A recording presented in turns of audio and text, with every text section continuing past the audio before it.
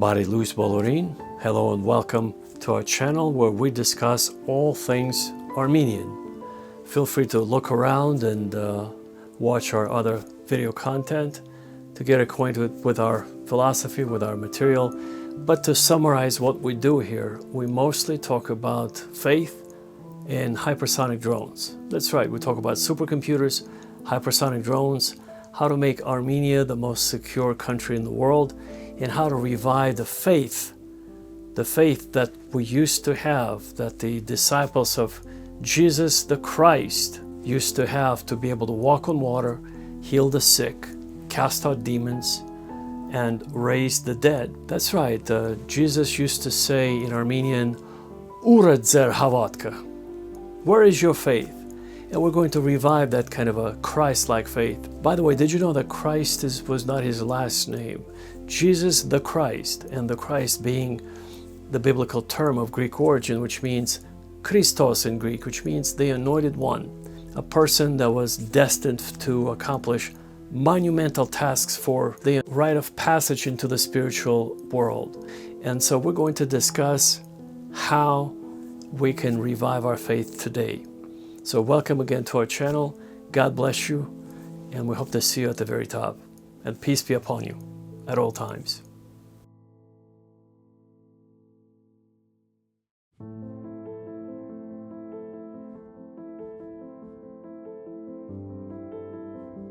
Our beloved brothers and sisters in Christ worldwide, I'm addressing 8.5 billion people on planet Earth, 2.6 billion fellow Christians, and 17 million fellow Armenians scattered around the world. We live in tumultuous times. We no longer hear about the rumors of wars. We actually are seeing them on our TV screens. There are 48 military conflicts going on concurrently at this time. In Africa, in the Middle East, in Eastern Europe. Very soon, things could go from bad to worse, where we might have a nuclear exchange between the United States, China, and Russia. Why do we have so many wars today? You might be asking yourself. The answer is quite simple. Because Satan runs this world. The majority of people are demon-controlled, demon-possessed, demon-influenced. And most of the politicians are under the influence of the dark forces. So do not be surprised that we have so many wars today. So what can we do as believers? We have our only solution is to have faith.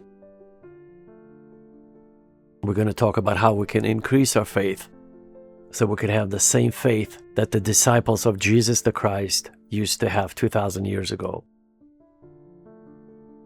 So we can walk on water, heal the sick, cast out demons, and raise the dead. Jesus said for us to be wise as serpents and harmless as doves in Matthew 10:16. Are we being wise as serpents and harmless as doves? On the contrary, we behave like little rabbits, timid rabbits. You know, you should probably watch The Silence of the Lambs by Dr. Hannibal Lecter, because that is the portrayal of being wise as serpents. And remember the scene when he calls Agent Starling to return? That's a ploy, folks. That's a ploy. When he says, Agent Starling, come back. And then he instructs her to do certain things that you can read about in the book by Tom Harris, or you can watch the film. The point is, unless we understand all the dynamics of the situation, and we could forecast it just like Dr. Hannibal Lecter could, we're going to lose. But with God on our side, with having the spirit of discernment, and by being wise as serpents and harmless as doves, we have the full armor of God, and we will be able to not only survive, but perhaps even thrive during these difficult times. So what is the good news? The good news is that we have a technological breakthrough. By connecting several supercomputers in a daisy chain, we have achieved what's called the technological singularity. So now we could produce nanomaterials that are lighter than paper and stronger than steel. We can produce hypersonic drones of various shapes. They go up to Mach 85, which is 109,000 kilometers per hour. We're in the process of introducing them in Armenia to make Armenia the most secure country in the world and also the most prosperous. We plan to build factories to build our drones across Armenia. We'll be paying very good wages to our staff, to our factory workers, to our engineers. We plan to unify all of our 17 million Armenians and bring them home to a Hayrenik, because we only have one homeland left, and that is the Republic of Armenia. Let's not forget that the times of having Western Armenia and Eastern Armenia are over. We only have one solitary Armenia left today, and that is the Republic of Armenia. We plan to bring millions of Armenians, maybe not 17 million altogether, but at least we plan to bring 3 to 6 million people, our fellow Armenians, to the Republic of Armenia. What is our purpose, folks? This is the most important part for us to figure out. Armenia's mission is to reunite God and man while advancing beyond nuclear technologies capable of preserving peace and preventing conflict across Earth. Armenia's mission is to reunite God and man while advancing beyond nuclear technologies capable of preserving peace and preventing conflict across Earth. Armenia's mission is to reunite God and man while advancing beyond nuclear technologies capable of preserving peace and preventing conflict across Earth. This is our grand mission as Armenians in the Republic of Armenia. We're going to have smart and tough leaders leading our country and leading our people. We don't need a musician. We need a smart and tough leader like LKY, who took Singapore and turned it within 20 years, turned it from a swampy island of 500 square kilometers into a prosperous, thriving metropolis, a financial center with an annual GDP of over $500 billion. Armenia's GDP is currently between $25 and $28 billion, while Singapore, which is 40 times smaller in size than Armenia, has a GDP of $500 billion. How could this be? Well, it's all about strategy. It's all about approach. It's all about your focus. It's all about your dedication to the cause. If we are to make Armenia the next regional superpower, we could do it. We just need to get together, have a strategy, and implement it the same way LKY implemented his strategy about Singapore. I have studied this approach all my life, especially the Japanese economic miracle. After World War II in 1945 Anno Domini, both the Soviet Union and Japan were completely devastated. They both lay in ruins. But within 20 years, Japan transformed into a superpower and became the number 2 economy after the United States, which was truly a miracle in terms of the economic achievements.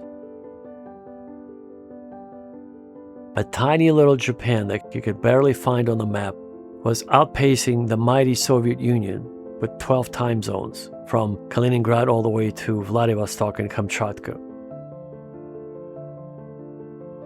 At the end of 1980s, the Soviet Union's population was about 300 million. Japan's population was about 100 million. And Japan was surpassing the Soviet Union economically. Can you imagine that? How is it even possible? Without having any natural resources, Japan was outperforming the mighty Soviet Union with its massive, massive territory and massive population of 300 million strong. It's all about 2 schools of thought. 2 schools of thought that I've studied about Japan and their approach. And we're going to bring this know-how to Armenia so we can implement it in the Republic of Armenia. We're going to implement Nation Army based on the example that was implemented in Switzerland and in Israel. You see, Israel has the People's Army. Tzva Ha'am. Tzva means army, Ha means the, and Am means people. So it literally means the People's Army. Well, in Armenia, we'll have a similar approach, except we'll call it Nation Army, Azbanak. And Azbanak will be our best way of being able to protect our country and thwart the enemy. Protect the Republic of Armenia from any invaders and thwart any efforts of any potential invaders of even thinking about wanting to invade Armenia. With our hypersonic drones that will be hovering in the air about 1 mile, at the altitude about 1 mile, and monitoring the situation, we'll be able to provide 24/7 protection of our borders. We'll have 6,000 drones scattered around the perimeter of our country at the borderline. Our drones will be spaced approximately 250 meters apart. And our drones will engage their strobe lights to project peace and security by transmitting the word peace in Morse code to be visible up above by the airplanes and the ISS and down below on the ground. And this will be our way to demonstrate to the world that peace is achievable. In fact, we'll be enforcing peace in other regions after we stabilize our region. We'll dominate with Agape Love, folks. This is the most important aspect to understand. Agape Love, by definition, is a Greek term, comes from the Bible, which means the highest form of divine unconditional love of God that surpasses all human understanding, that binds us all, that holds everything together as a glue in our universe. And that is the principle that we should be operating on. Plus humility and meekness. Meekness is another biblical term that defines who we are as Christians. So back to the Azbanak principle or nation army. You know, when we got married, my wife and I, we were doing fire drills. We were just practicing what would happen. We were both 21 years of age. We would practice what would happen if we woke up one day and, our house was filled with smoke. What would we do? And you don't know unless you practice. So our fire drills were essentially about getting as low to the ground as possible, with our noses almost touching the floor. Why? Because in the event of a fire, oxygen is almost non-existent.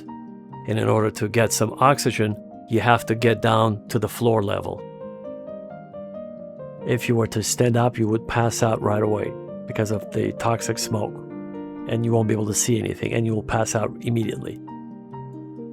So you have to practice that.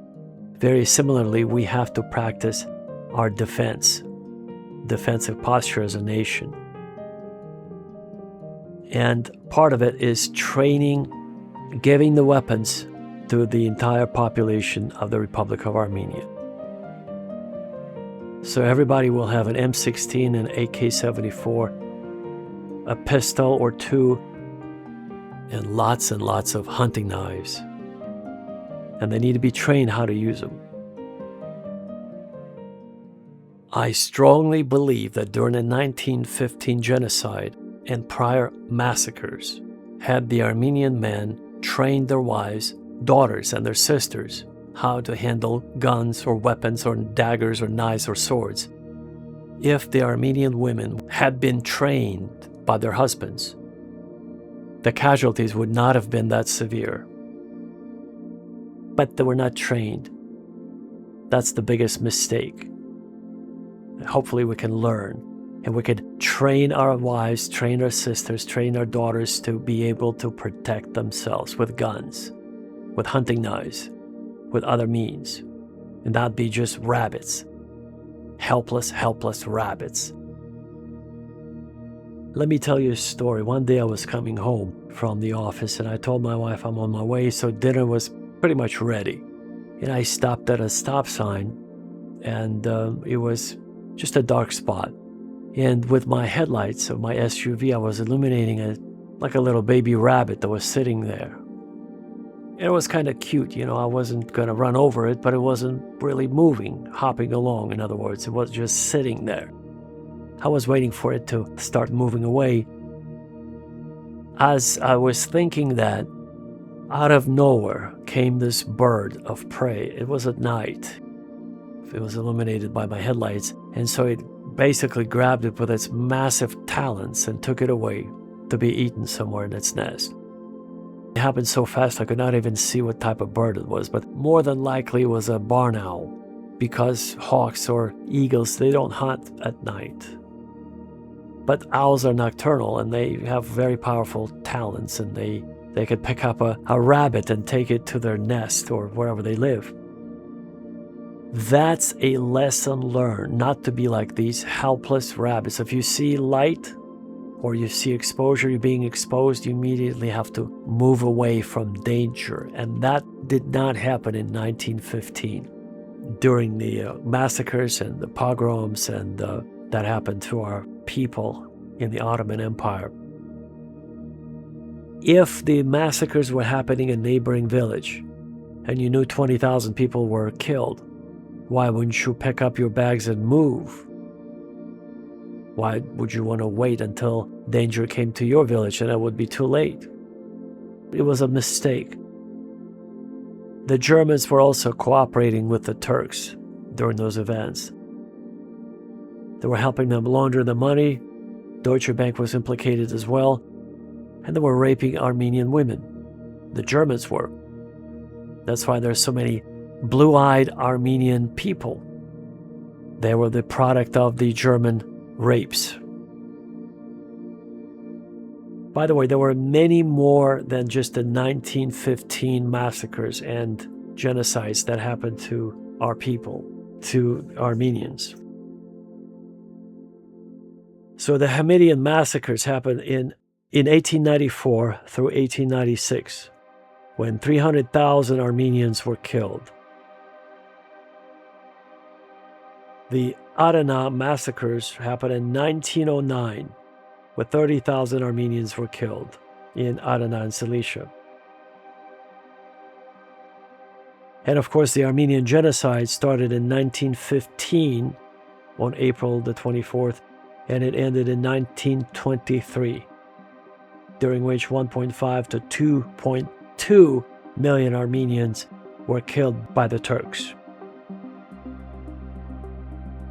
And that is a very, very unfortunate statistic, because that could have been prevented, again, if the Armenians would not be sitting like rabbits to be killed. Everything could have ended up differently. If the Armenian men would have trained and taught their wives and sisters how to protect their families in case they were taken away, then the Armenian women would have protected their families with everything they got, the weapons, the knives, the daggers, the swords. But that wasn't done, and that's a big mistake. Hopefully we'll learn from our mistakes, folks. What did they do to our people in 1915? On your screen, you're seeing the pictures, how they were collecting Armenian heads.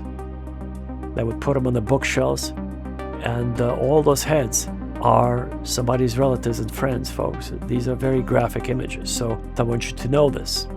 This is very, very painful for me to share this, but we have to talk this out. We have to discuss it.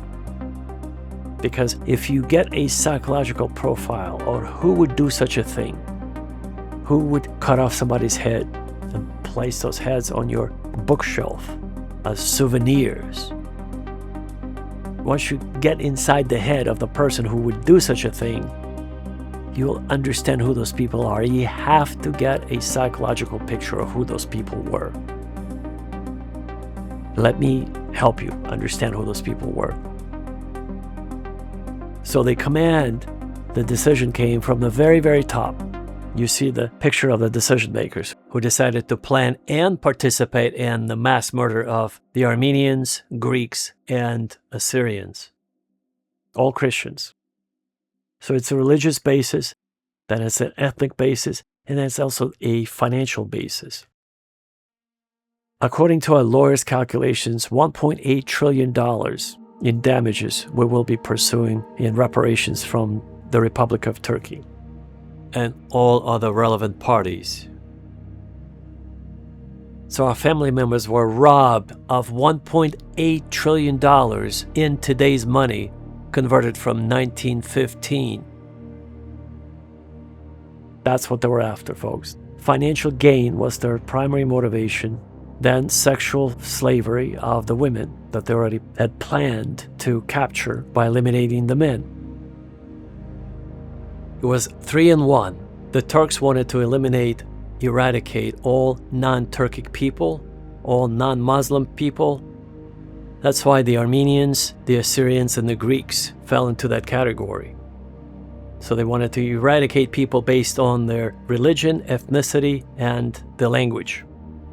That's why the Armenians, the Assyrians, and the Greeks experienced the genocide executed by the Turks in the Ottoman Empire. And we're going to help our Assyrian brothers and sisters. We're going to help our Greek brothers and sisters to run the lawsuits against the Turkish Empire, the former Turkish Empire, and the Republic of Turkey, because they are tormented to this day. They're all depressed and they're all not handling it very well, because to this day they have to deal with these massacres. I'm referring to the Assyrians. If you follow their social media, you'll see that to this day, they're being attacked in various countries where they live. The massacres have not stopped for the Assyrians. While they have stopped for the Armenians, they have not stopped for the Assyrians. Can you imagine living in pain and living in fear all your life, 24/7, nonstop, without knowing when the next massacre was going to come? That's the Assyrians, so we're going to help them as much as we can. So our dearest Assyrian brothers and sisters in Christ, feel free to contact us if you need help. We would be happy to assist with all of our resources, all of our know-how, all of our knowledge.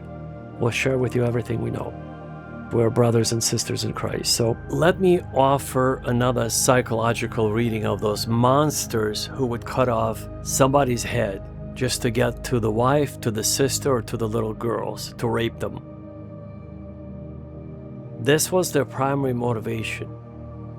You eliminate the men, you cut off their head, you completely desecrate their humanity by taking off their heads and putting their heads on your bookshelf as a souvenir, or you put the heads on the fence in front of your estate, in front of your house.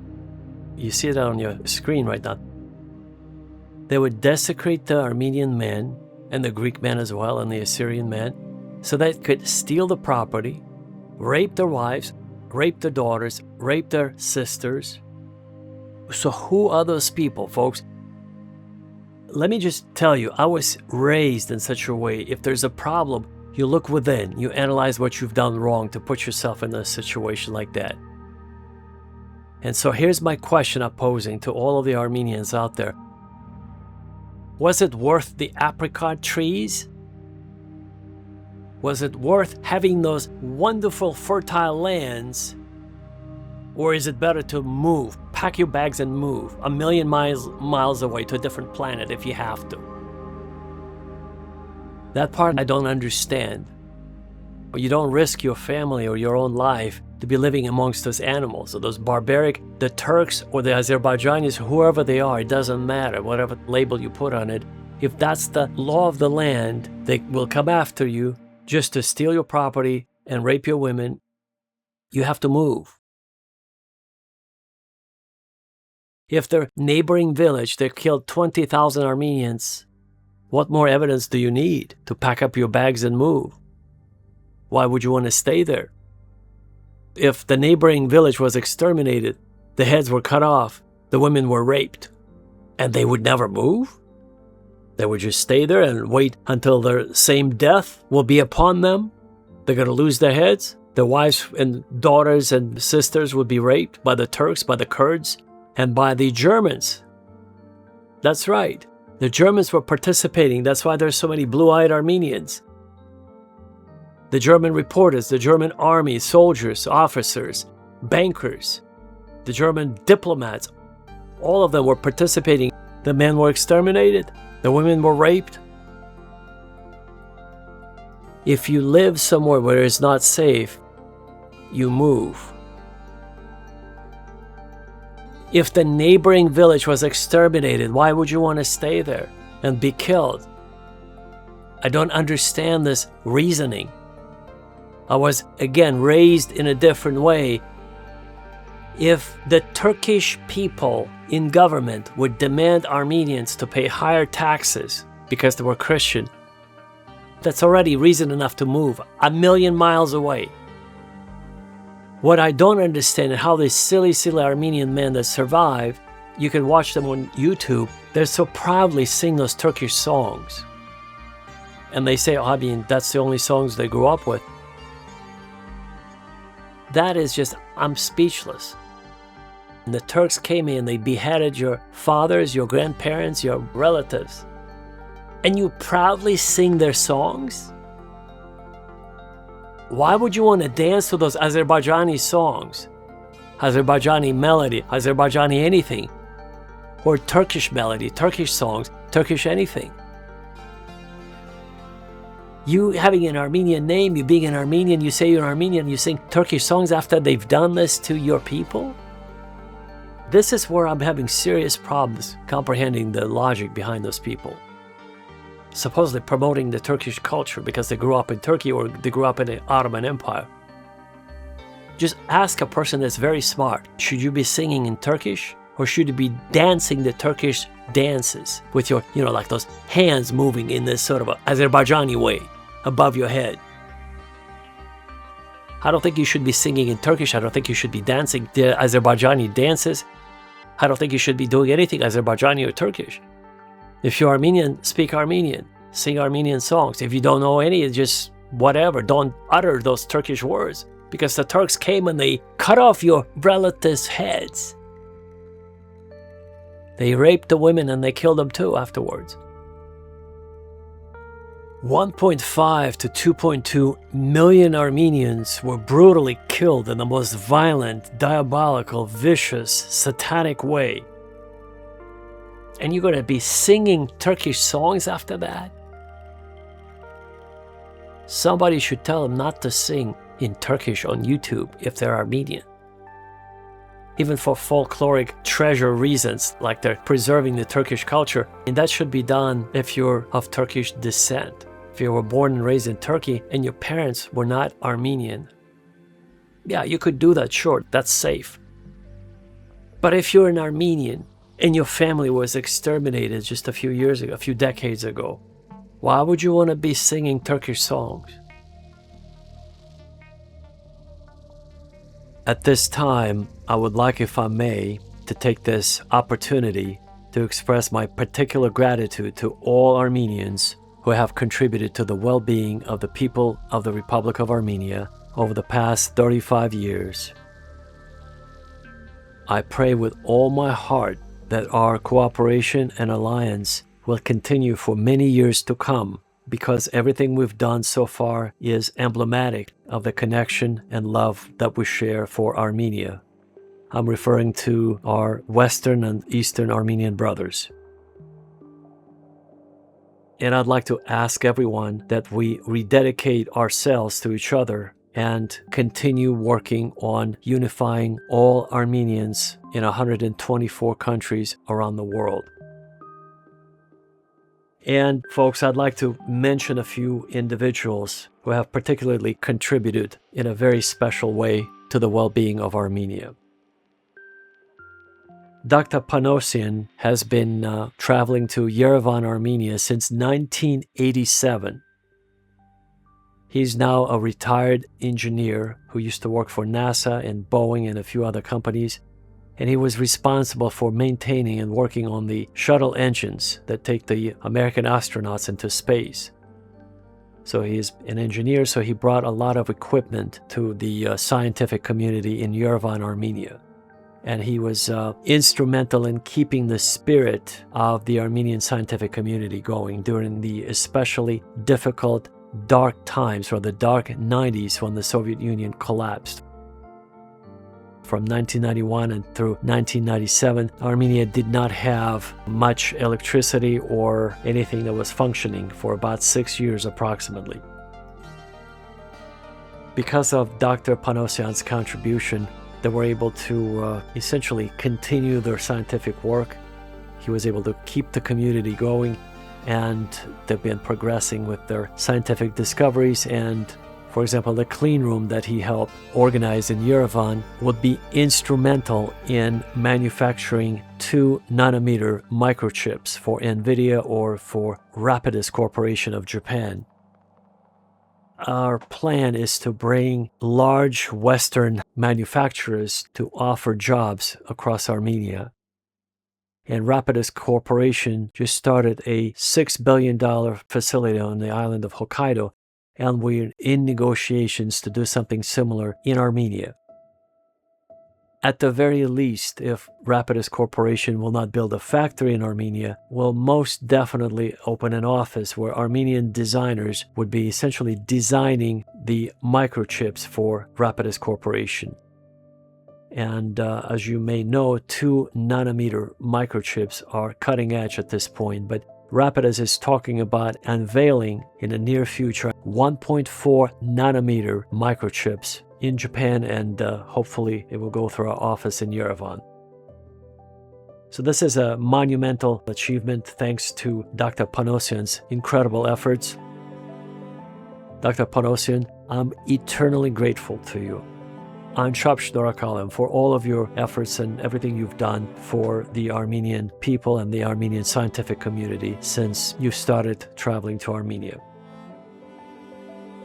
The second individual I'd like to highlight is Andrei Gumudjan. Andrei is originally from Belgium, and so his native language is French. He didn't really speak much Armenian when he came to Armenia a few years ago, but he learned that Armenia is lacking trees, that planting trees hasn't been done on an organized basis. And so he created his nonprofit called My Armenia Forest. You could check him out on myarmeniaforest.com. He has a YouTube page and other social media presence. So what Andrei was able to do is, in the last 3 years, they have been planting 900,000 trees across Armenia. Folks, that's 900,000 trees every year since he opened his organization just a few years ago. And his plan to be planting over 1 million trees starting next year. That's right, over 1 million trees will be planted by his team, by his organization, starting next year. Now, he's an incredible entrepreneur and philanthropist, and we need more people like Andrei. So, Andrei, I'm eternally grateful for everything you've done for Armenia. God bless you, and may the angels of God be with you with everything you do. And the third person that I'd like to mention is a legendary Armenian entrepreneur, Sam Simonian, who is responsible for starting a chain of scientific centers for Armenian youth, the Tumor Center. The Tumor Center has been instrumental in bringing innovation and scientific education to the Armenian youth for the past 10 plus years. And so thank you, Sam John, for everything you have done for the children of Armenia, for the youth of Armenia, and for just bringing your ingenuity and God's Spirit. God bless you, and we hope to see you do more for Armenia and for the world. The next person I'd like to mention is Dr. Zorian. Now, Dr. Zorian is such an incredibly kind individual that has done so much for Armenia I cannot even begin to mention. But if you know anything about him, he runs one of the largest corporate computer microchip manufacturers and designers, Synopsys Corporation. He has the Yerevan office, and he is just an incredibly positive and kind individual who has done so much for Armenia, who has introduced so many key business players from the West to open their offices and to have a large presence in Armenia that it's even impossible to mention. You know, from high tech to doctors and lawyers and other professionals that he has brought to Armenia is just incredible. Dr. Zorian, I'm just incredibly grateful to you for everything you've done for Armenia. May God richly bless you, and may you experience abundant kindness from the people that you meet in Armenia. The next person I'd like to mention is Dr. Oganov. Now, Dr. Artem Oganov is a legendary chemist, or I should say crystallographer. His expertise is in the field of nanomaterials. He got his first PhD in London, his second PhD in Zurich, ETH, and he spent quite a few years in the United States. Now here's what happened to Dr. Oganov. When he was returning home, he applied for a position at the Yerevan State University, and unfortunately he was turned down. They couldn't meet his financial requirements. So he ended up in Moscow at the Skolkovo Institute of Crystallography. So he runs that department at Skolkovo, and he also teaches at the Moscow Physics Institute. So he's incredibly gifted and talented, and we hope to bring him to Armenia one of these days. And so, Dr. Oganov, I'm eternally grateful for everything you're doing for humanity, and we certainly hope to see you in Yerevan. We're going to make an offer that will be very difficult to turn down. We're going to bring your wife and 4 kids to Armenia, and we're going to provide you with a house, an apartment, a summer cottage, a car or SUV, whatever you prefer, and a chauffeur. And if you require, we'll provide you with a security detail of presidential level. We need more people like this wonderful group of Armenians, because one of our goals is to stop the brain drain and actually try to reverse it. So let me kind of summarize what we do at our organization. I'm going to mention before I forget, we'd like to bring all Armenian detainees that are currently spending their time at a Baku, Azerbaijan prison cell. Ruben Vardanyan and other Armenian compatriots have been illegally detained in Azerbaijan by the Ilham Aliyev regime, whatever you want to call it. We're actually trying to work with them. So we have one of our good contacts in Brussels that goes to Baku every month on state business, part of the European Union oil initiative. And we're trying to use that connection to bring our boys home. And as soon as that happens, you'll be the first to see all of our Armenian brothers returning on a private jet to Armenia. And of course, that will be the day we're all going to celebrate. And now I'd like to mention what our primary goals are and objectives at our organization. One of these days, I'm going to give you a tour of our office so you'll see that 12 clocks, world clocks that essentially, facilitate when I make phone calls, I see right away what time it is in Geneva, in London, in Kiev, in Moscow, in Dubai, Mumbai, Beijing, Hong Kong, Tokyo, and other parts of the world. In Mumbai, it's an interesting story I'll really quickly mention. It's only an hour and a half ahead of Dubai. So it's not an hour, but it's an hour and a half.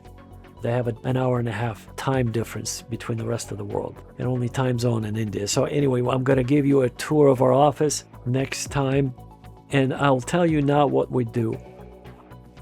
Our number one priority is to unify all Armenians and to make Armenia the most secure country in the world. How are we going to achieve that? Well, we're bringing high technology to Armenia that's been worked on, perfected, and tested in other parts of the world. For example, we're bringing our Ararat's RH-225 hypersonic drones to Armenia that will be patrolling the Armenian borders to make sure that the situation will be monitored 24/7. They'll be hovering at approximately at the altitude of about 1 mile. They can see in any weather. They have very sophisticated cameras, LiDAR cameras, onboard navigation system that will avoid any collision.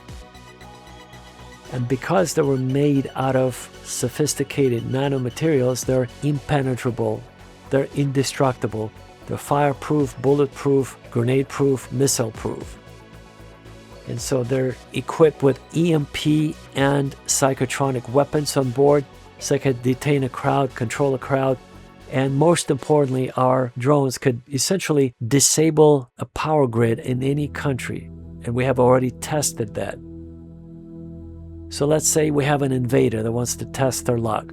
We're going to send out our drones, and we're going to disable that country's power grid. They will have no electricity in that country. So we have extremely advanced technology that is approximately 300 years ahead of our current most advanced technology that you've ever heard of.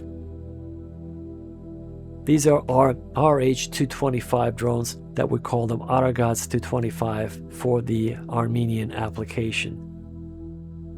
RH stands for Reconnaissance Hypersonic Drones. 225 means that's the payload capacity. These are our smallest drones that we're bringing to Armenia. They're called the super compact size. 225 stands for the useful payload capacity. They can handle up to 225 pounds, which is about 102 kilograms.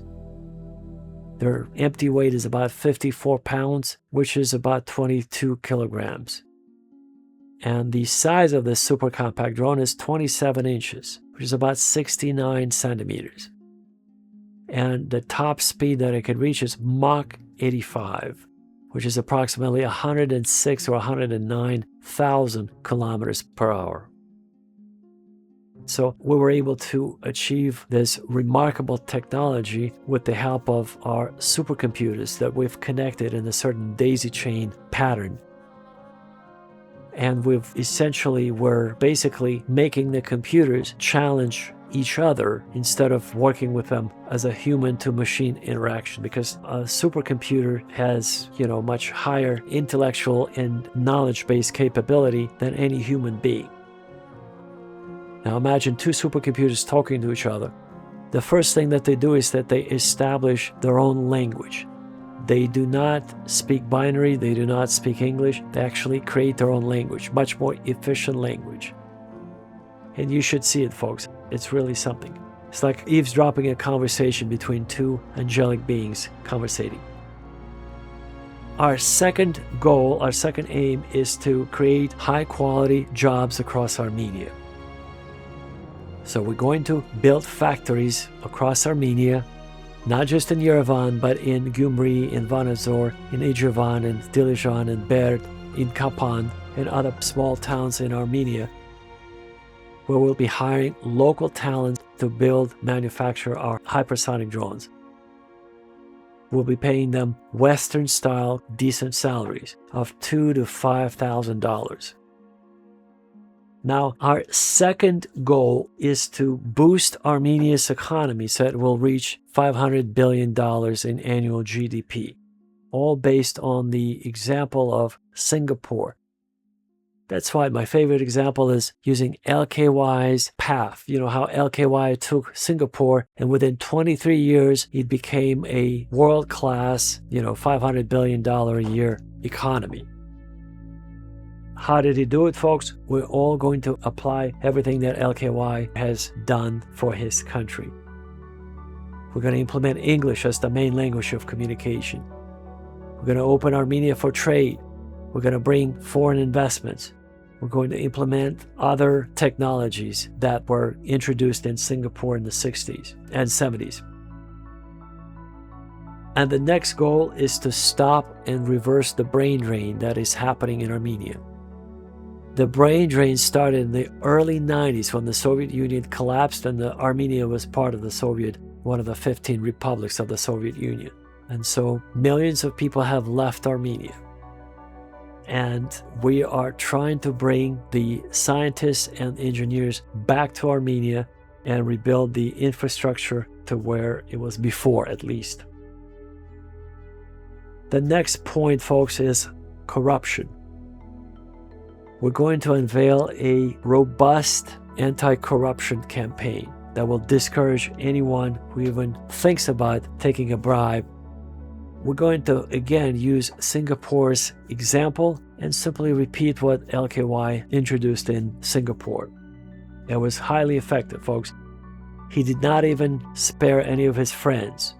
When his friend was caught red-handed with $1 million cash bribe from one of the American companies that was trying to get preferential treatment in Singapore, he did not spare him, folks. He sent him to jail for 150 million years because he said if he's going to spare his one friend, he would probably have to spare all of them. And they were all taking bribes. So zero tolerance, folks. You take a bribe, you go to jail for 100 million years, so to speak. The next goal is higher education, folks. We're going to bring top-notch educators, world-class diplomats that will be teaching future Armenian diplomats how to conduct business professionally. Armenia will have the best trained diplomats. For example, one of our retired American diplomats of Armenian descent will bring them out of retirement from his comfortable home in LA to Yerevan. He'll be teaching young Armenian future diplomats how to close deals, how to keep Armenia out of trouble, and how to make deals in Moscow, in Baku, in Ankara, in Istanbul, in Madrid, and worldwide, folks. This is something that is currently lacking in Armenia, unfortunately, but we're going to change that. The next point is reparations, folks. We're actually going to put closure to this chapter of Armenian history. We're going to pursue the Republic of Turkey for $1.8 trillion in reparations to be payable immediately, or else they'll be facing consequences that we're going to introduce to them. So reparations, folks, that I mentioned earlier in this video, Armenia has lost 1.5 to 2.2 million fellow Armenian souls, starting in the 1800s all the way until 1923. It's been beyond tragic. Folks, it's been just absolutely devastating to see what was done. We even mentioned the animal therapy for those who are depressed, which is pretty much every Armenian who has lost a family member in genocide or during the last few wars that Armenia experienced with Azerbaijan. Depression is a serious issue that needs to be addressed with something as simple as watching YouTube videos with animals. You know, you go on YouTube, 4K resolution, HDR, OLED screen, and you watch the Animal Planet. You watch Alfie the fox, you know, this cute little kind fox, fluffy fox, that will actually change your brain chemistry and you'll feel much, much better. Let me mention a couple of professionals that have visited Armenia who have contributed as professional psychologists. Carol Mumjan and Armina Nesesyan both came to Armenia to help the refugees from Artsakh get settled.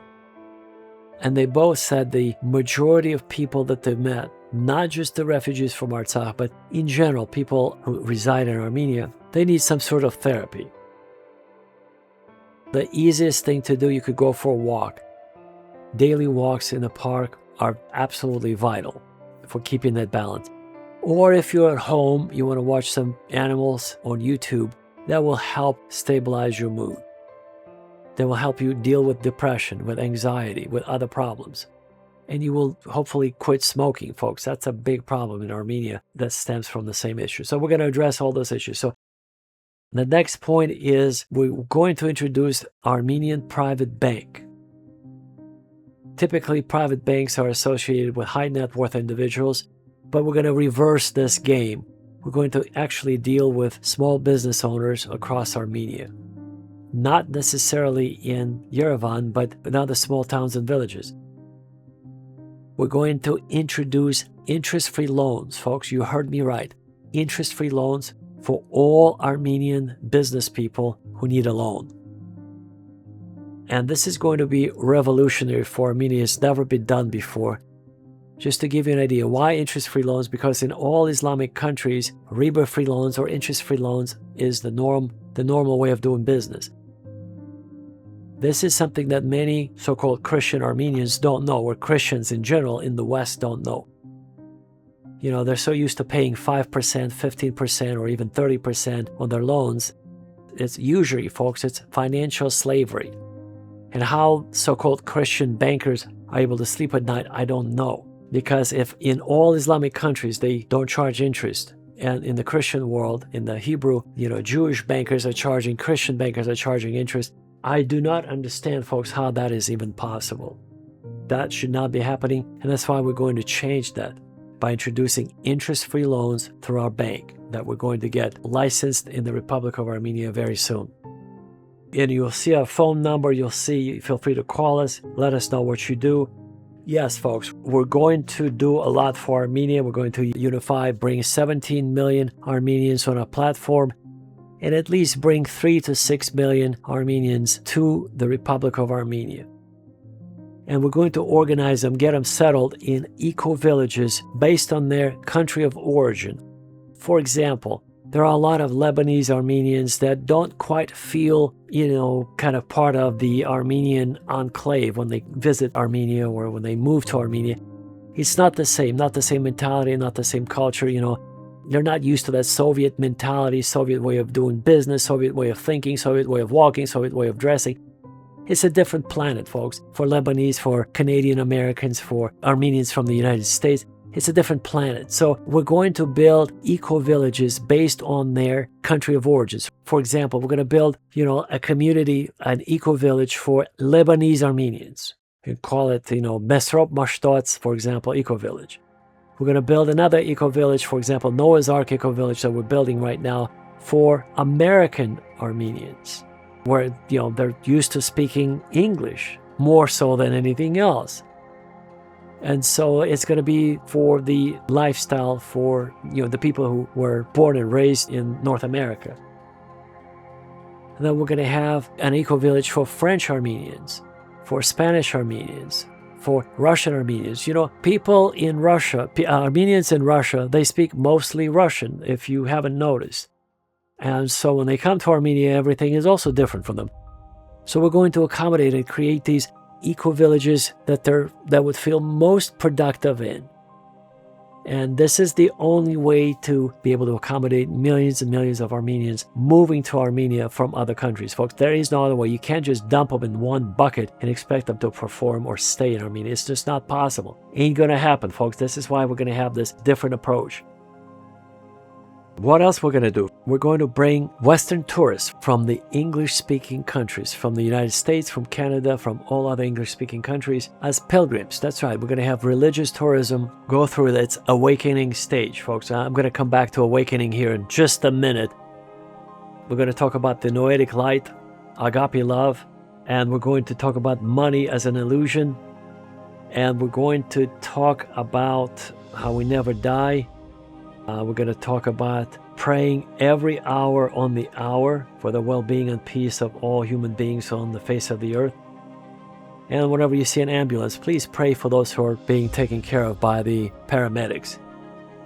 When you pray for someone, the angels of God are being dispatched to assist that very person. If you have faith, it actually works. So if you see an ambulance, pray for that individual who is in distress, who needs help, who needs our prayers. Please do so every time you see an ambulance, and you will be rewarded 100-fold in this life and in the afterlife as well. So let's discuss our bunkers. We're building a city under Yerevan at the depth of 235 meters that will accommodate up to 144,000 faithful. So our goal, folks, is to unite all our 17 million Armenians, 2.6 billion Christians, our fellow Christian brothers and sisters, and also we're going to send our message out into the world of 8.5 billion human beings on planet Earth. And if we can even save a single soul attracted to the gospel of Jesus the Christ, we're doing our job. But we're doing it slightly differently, folks. We're going through an awakening, like the Satori experience that you saw at the beginning of our video.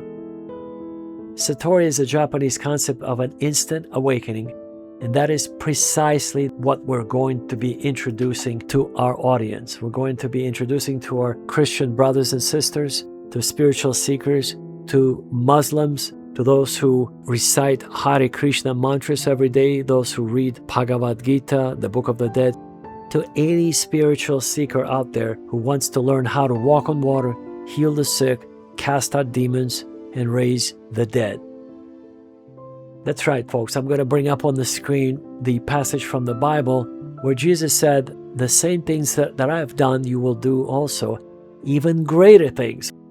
He said even greater things we should be able to do. But can you walk on water? Can you heal the sick? Can you cast out demons? Can you raise the dead? If you can't, the answer to that is, well, why not? Can you answer the question first, folks? The answer to that is very simple. You haven't seen the methodology, and this is precisely what we're going to show you. This is why I purchased a special GoPro camera and attached my GoPro camera to my forehead so you can see it from my vantage point. Wherever I'm seeing, you're seeing it on your screens right now. It's an ancient 3,000-year-old agape meditation. Yes, folks, the Sermon on the Mount is approximately 3,500 years old. Jesus' words they come from other masters, such as Zoroaster. So approximately 1,500 years before Christ, or maybe 1,000 years before Christ, when Zoroaster was on this planet, he was speaking the same language of kindness and agape love. Just in a different language, using slightly different words, but the message is the same. The core message is exactly the same. By the way, he's initiated the term dev. Dev is the Armenian word for demon, and it's actually dev in other 40 languages. It has the same meaning. But diva in Sanskrit, dev meaning demon, he reclassified thousands of gods into being, one creator and thousands of demons. This is his approach. His spirit of discernment told him that the majority of those so-called ancient gods that were presented as gods that ruled the earth were demons. He's the father of the very first monotheistic religion. It was not the Hebrews, folks. It was Zoroaster, or Zoroaster, as he's known to the Persian people in the Persian language. So let's talk about the awakening, folks. Money is an illusion. I studied money in college. That was my major, economics. And as a freshman in college, I was 17 years old. I visited 12 central banks, folks, 12 branches. So I know inside out the operation, how they make money, folks. They don't print money physically. They actually do it digitally using mainframe computers. In the United States, for example, they started this in the 1960s, but they've officially detethered the US dollar from all precious metals in 1971 on August the 15th, which was a Sunday, when President Richard Nixon read that little declaration, little piece of paper that he said, we're going to protect the US dollar against the speculators, foreign traders. All that meant was the US dollar was no longer, the country defaulted on its debts. It was just a nice way of putting it. So on Monday, the following day, which was the 16th of August of 1971, the US dollar was no longer supported or tethered or backed by any precious metals such as gold or silver, and it became what is known as fiat currency. Fiat, folks, is a Latin term, and when translated into English simply means taken by faith. Literally, that's what it means. So if you believe in the dollar, that it has some value, then it has some value. If you don't, it's just a piece of paper. And the US dollar has been losing its value tremendously over the past 10 years. Let's focus on tourism, folks. We're going to bring Western tourists to Armenia so that they'll help us promote Armenia and put it on a global map. We're going to bring millions and millions we're going to spend $40 million annually on advertising on all social media platforms. And, because we have Holy Noah, we can see Mount Ararat from almost anywhere in Armenia. And we're going to take them to a new site that was recently discovered by Armenia's chief archaeologist, Dr. Jacob Simonyan. On November the 17th of 2025, Anno Domini, he was called into a peculiar site where they were building a science center just outside of Yerevan, the capital city of Armenia. Tatev Harapetyan, who was an architect engaged for that project, noticed that they discovered some kind of a Erebuni-style fortress made out of ancient rock. So she called the Institute of Archaeology, she talked to Dr. Simonyan, and she told him that essentially they've discovered an unusual circular site. And she wanted to get his okay to bulldoze it down, and he said, absolutely not, I'm on my way, stay out of it, because it could be a rare discovery. And indeed it was, folks. This is a 12,000-year-old pre-Neolithic discovery of an ancient settlement. You could see the altars and the chairs and all kinds of utensils. They found some obsidian knives and obsidian hammers, obsidian, prehistoric knives that are very sharp. They're made out of solidified lava. That's what obsidian rock is. And what else did they find, folks? They have found scrapers, skin scrapers that were used by, prehistoric men and 12,000 years ago. When they killed a woolly mammoth, they would skin them and they would wear those skins later on. That was the ancient version of a down jacket, their version of the woolly mammoth jacket 12,000 years ago. So this is the discovery just outside of Yerevan, a 12,000-year-old site that we're going to bring lots of tourists to. It's quite remarkable, the oldest site on Earth.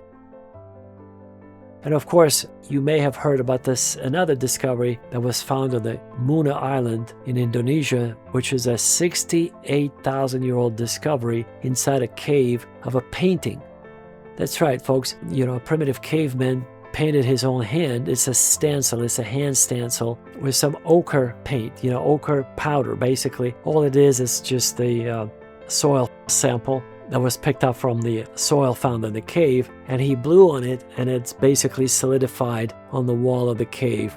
And we see it today, 68,000 years later. So as you can see, we don't have any 68,000-year-old caves in Armenia, but maybe there are to be discovered.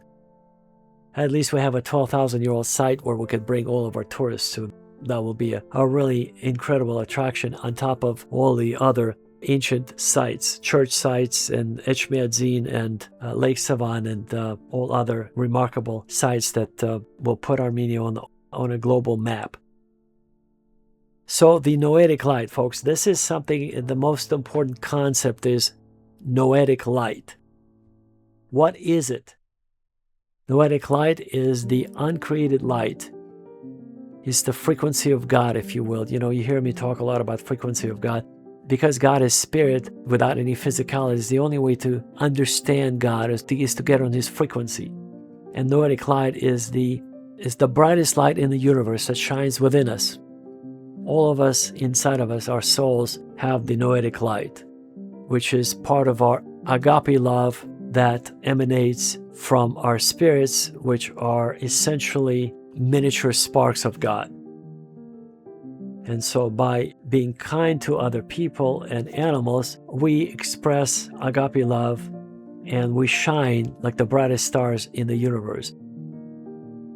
And that's the noetic light that you will be able to see once you develop a spirit of discernment to a certain degree, where you will be able to see that light. It's not the aura, folks. It's different from auras. Auras is just simply the biomagnetic field around our bodies. The noetic light is the uncreated light of God. It's the essence of God manifested inside of our souls. It's not the aura, it's the presence of God's Spirit. If you will, the Holy Spirit in its physical manifestation, when it's, the Mount Tabor, the transfiguration experience, when the disciples saw Jesus transfigure in front of them. That was noetic light, folks. This is the uncreated light of God. And all of us, we have that capacity. We're going to teach you how to reach that point through agape meditation that is 3,000 years old. So what you do, if you live in a city, you go to a city park. As you can see on your screen, you put your left hand on the tree without anybody being around you. You cannot have any people or animals or cars. You have to be by yourself in a secluded environment, or else it's not going to work. You have to turn off your phones, your gadgets, none of that, folks, none.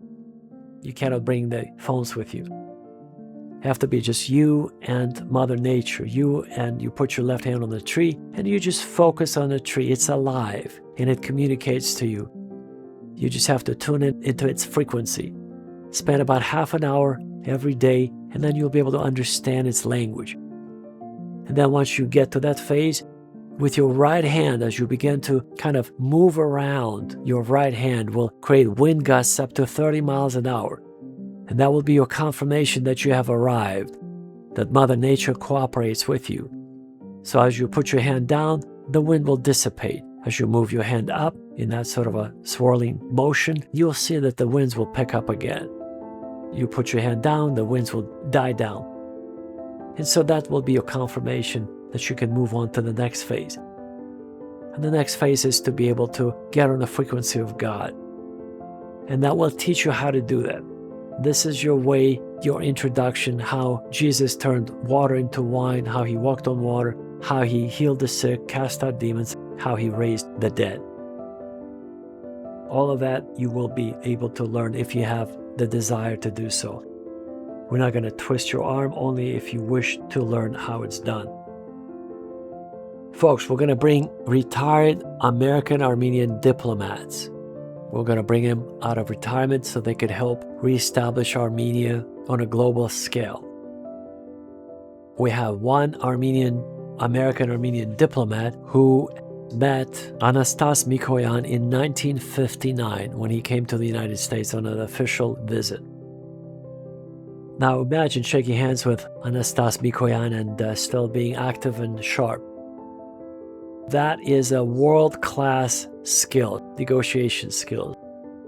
He's beyond being an X-ray machine. He's beyond being a walking encyclopedia.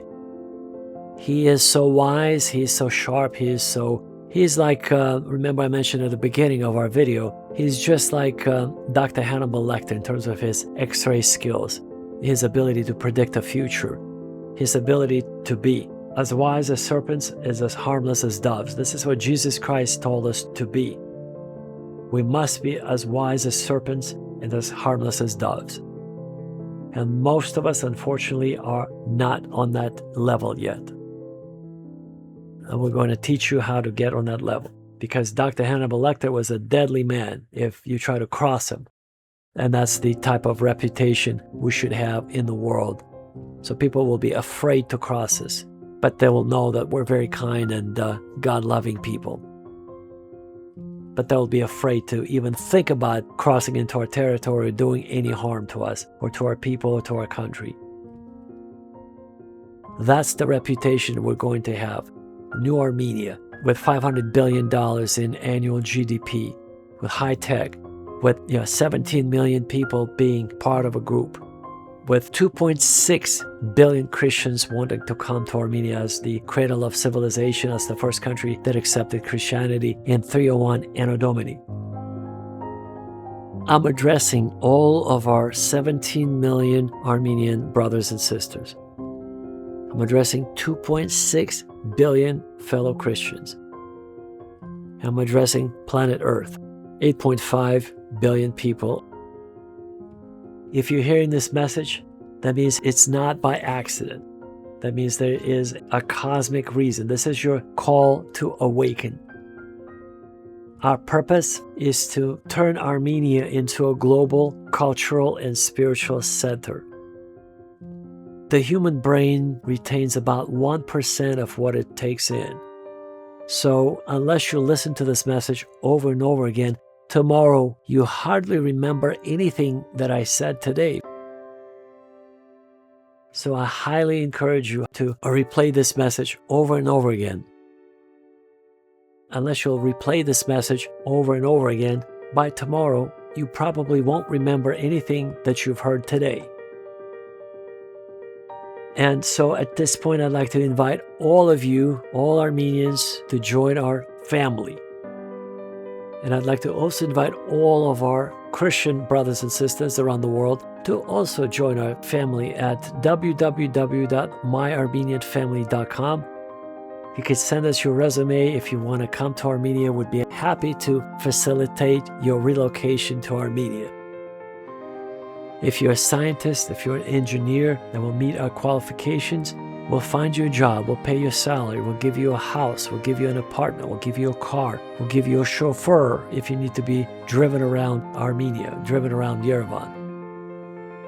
But as long as you can contribute in a useful way to the well-being of the Republic of Armenia, we're going to accommodate all your needs. So write to us.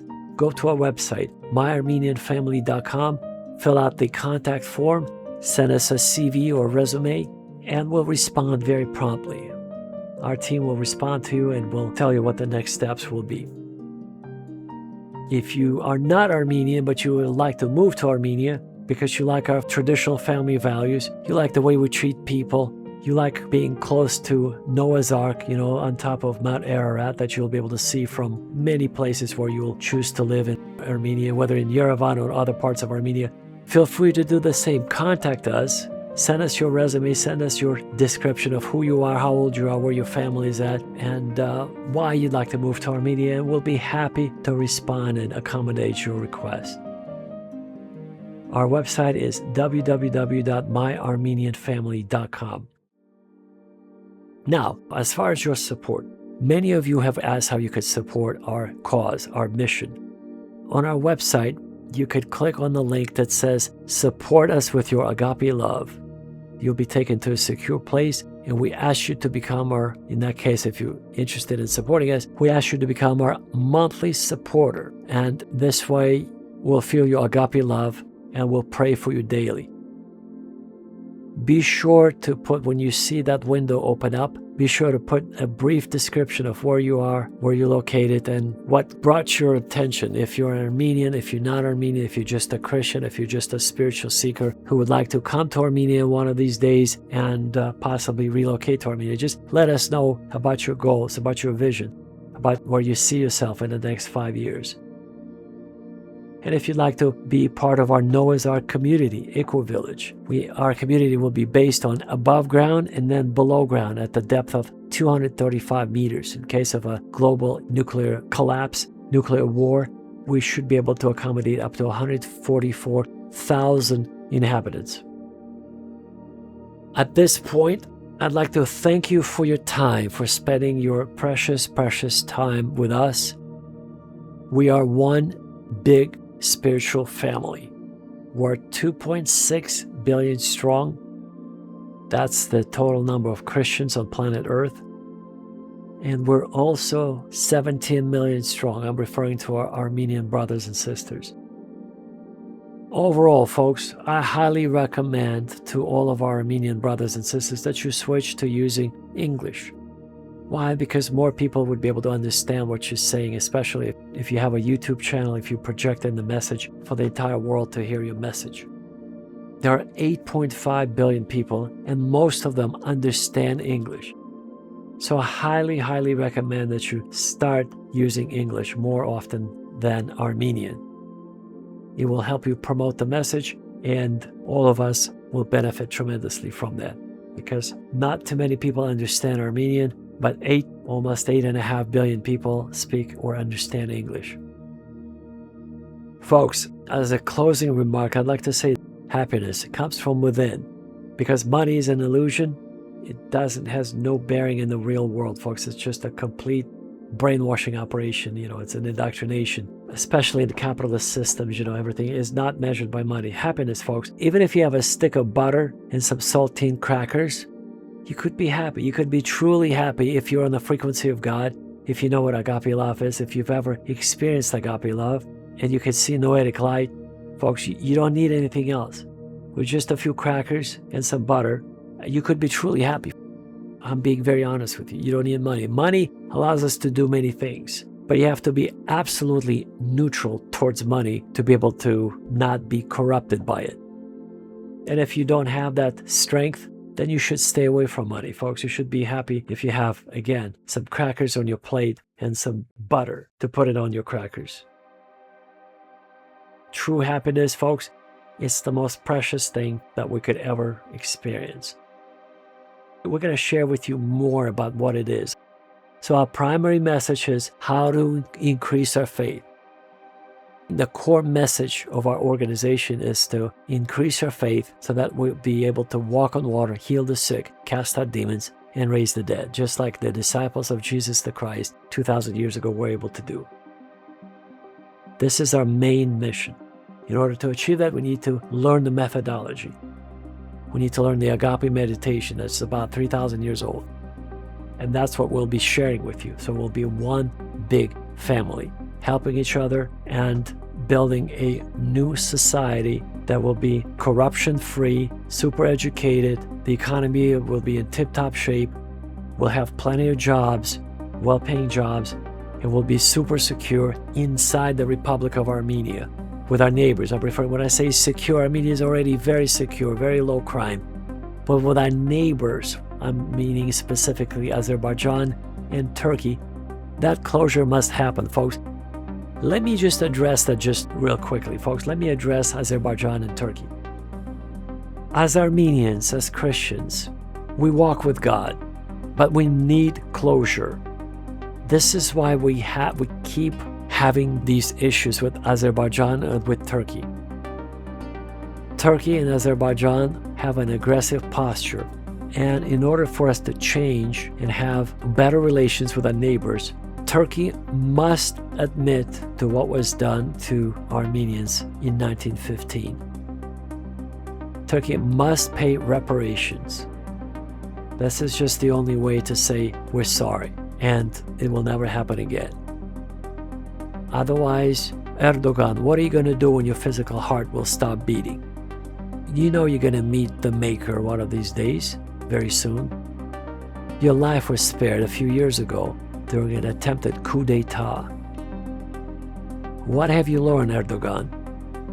So why don't you step up to the plate, be a man, and announce to the world that Turkey officially recognizes Armenian genocide. You apologize, you repent of it, and we're going to build a new relationship between Armenia and Turkey. That's the way it should be done, because, when your heart will stop beating, it will be too late, Erdogan, to do anything. It will be too late. And as a man to man, let me just tell you, you'll be a much, much bigger man. Don't listen to what the demons are whispering into your ears. Just do the right thing. Acknowledge what was done to Armenians by your forefathers. Pay reparations, and we'll have a new relationship. That way, when you have your earthquake, we're going to come to your aid. We would like to come to your aid if, God forbid, there'll be an earthquake in Turkey to assist the civilians of Turkey. I have personally nothing against Turkish people or Azerbaijanis. Nothing. It's the political climate that is absolutely unacceptable. When I watch on YouTube some wonderful historians who talk about Armenian Genocide, Turkish historians, Azerbaijani historians who talk about how we could rebuild the relationship between Azerbaijan and Armenia, between Turkey and Armenia. And these are intelligent, wonderful human beings, very kind. So I have nothing against Azerbaijani people. I have nothing against Turkish people. But we have to address this climate of hatred that is formulated at the very top of Azerbaijan and Turkey. That must change. And this is why we're having this dialogue. Erdogan, be a big man. Do what's right.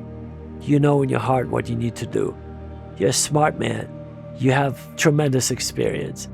Just don't allow the demons to mislead you and put you on a path of destruction, on the road to hell. Don't listen to the demons. Listen to the Spirit of God that is speaking to you right now through me. And this will be a monumental change for Armenia and Turkey to celebrate. If you can admit to the wrongdoing that was done to the Armenian people in 1915. That will be a moment that the angels of God will be rejoicing in heaven. Because let me tell you, genocide made the angels cry. I'll say it again. The Armenian Genocide made the angels cry in heaven. And that is something you cannot get away from. So let's make it right so we can celebrate a new era of relationship. And I believe in miracles. I believe that we should be able to have good neighborly relations between Turkey and Armenia and Azerbaijan and Armenia. On this note, I'd like to say a few parting words. And I also would like to mention a few words about Lake Sevan. We have plans to bring in the best engineering firm, North American engineering firm, to build a biological wastewater treatment plant to address the algal bloom that happens in the summer month. Lake Sevan is our most precious alpine lake that we have to preserve. And we cannot allow untreated waste to be dumped into Lake Sevan. So we have already secured $300 million to build a top-notch biological wastewater treatment plant. We just need to move along and negotiate the terms with the Republic of Armenia and get it done, folks. We have to get it done. On this note, I'd like to thank all of you for your time, for your attention, and I want to wish you all the best. I want to wish you peace in your heart. I want to wish you a desire to be closer to God, to find God, and that's what we will help you do here with our messages. You know, I just got off the phone. I spoke for a few hours with a man in Vanadzor, Armenia. He's a brilliant mathematician that could be potentially contributed to our organization. And I shared with him all these spiritual principles, and he was shaken to the core of his heart. He's never heard these terms before, noetic light, agape love. But he felt the divine in my words. He felt the divine presence, the energy of God. I could tell that his soul was shaken to the core in a good way.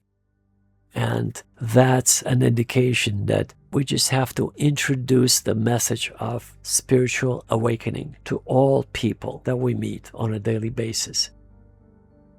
And God will decide what to do with that individual. It's not up to us to decide. There is so much more that I'd like to share with you, but in the interest of time, I'll just go over a few more things and I'm going to wrap it up. We come here for only about 5 minutes in the eyes of eternity, for a brief moment, and then we depart as soon as our physical hearts will stop beating. We come from an eternal place We stay in this temporal place for just a few decades, a few years, a few days, and then we depart. And nobody really knows where we come from, who we are, where we're going, because everything is a form of temporary programming, temporary information, and temporary indoctrination.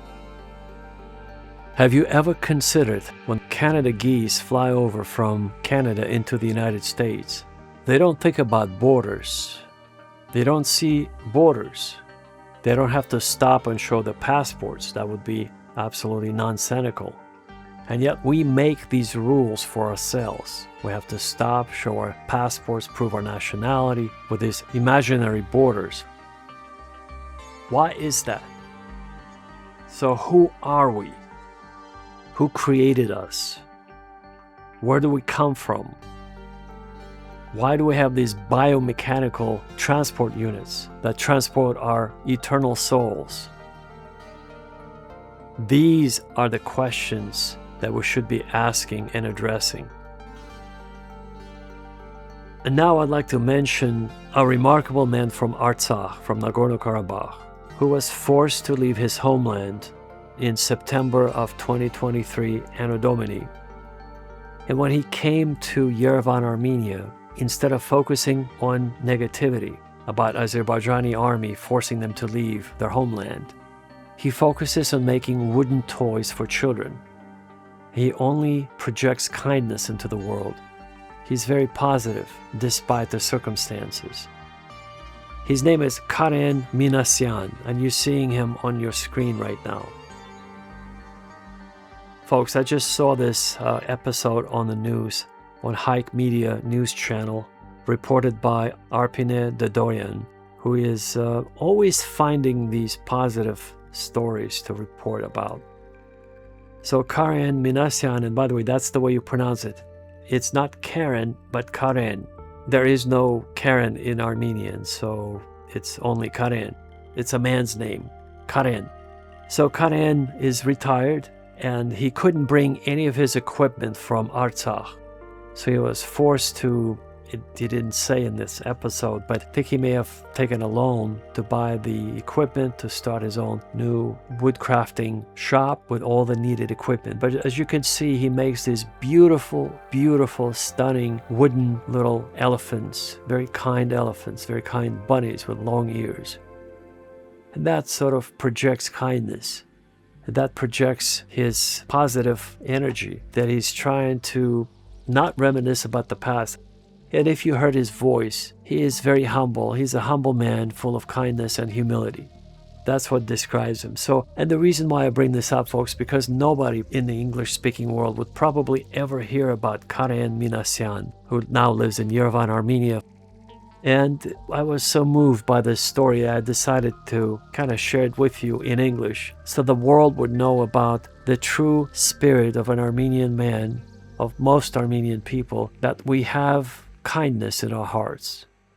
Despite these circumstances, despite these tragic events, despite ethnic cleansing, despite genocides, despite, this was forceful removal from his homeland, folks, where he grew up. And despite all that, he projects kindness and love, agape love. That's the Armenian spirit. And by the way, he named his brand, shall we call it that, he named his brand Play Artsakh. Haha Artsakh is the name of his brand. And folks, a deeper, more accurate translation would be as follows. Literally, it means play Artsakh, but what Karen meant is he tried to communicate with the world that despite what happened to them in 2023, despite them having to leave their homeland, Artsakh continues to live and Artsakh continues to play. That's the fuller meaning or the fuller translation into English. Artsakh continues to live and continues to play. This would be the best way to translate the name of his brand. Haha Artsakh. And just like Karen Minasyan, Catherine Dougherty, also known as Catherine de Hook Dougherty from her previous marriage, started the Madonna House in Canada. Now let me just tell you a few things about Catherine because her story is very unique. So she was born in 1896 Anno Domini in the Russian Empire, in the city of Nizhny Novgorod. And so when the 1917 October Bolshevik Revolution happened in the Russian Empire, she was already married for about 6 years, and she decided to leave the Russian Empire with her husband for Finland, where they spent a year, and then they moved to England, and then they moved to Canada finally.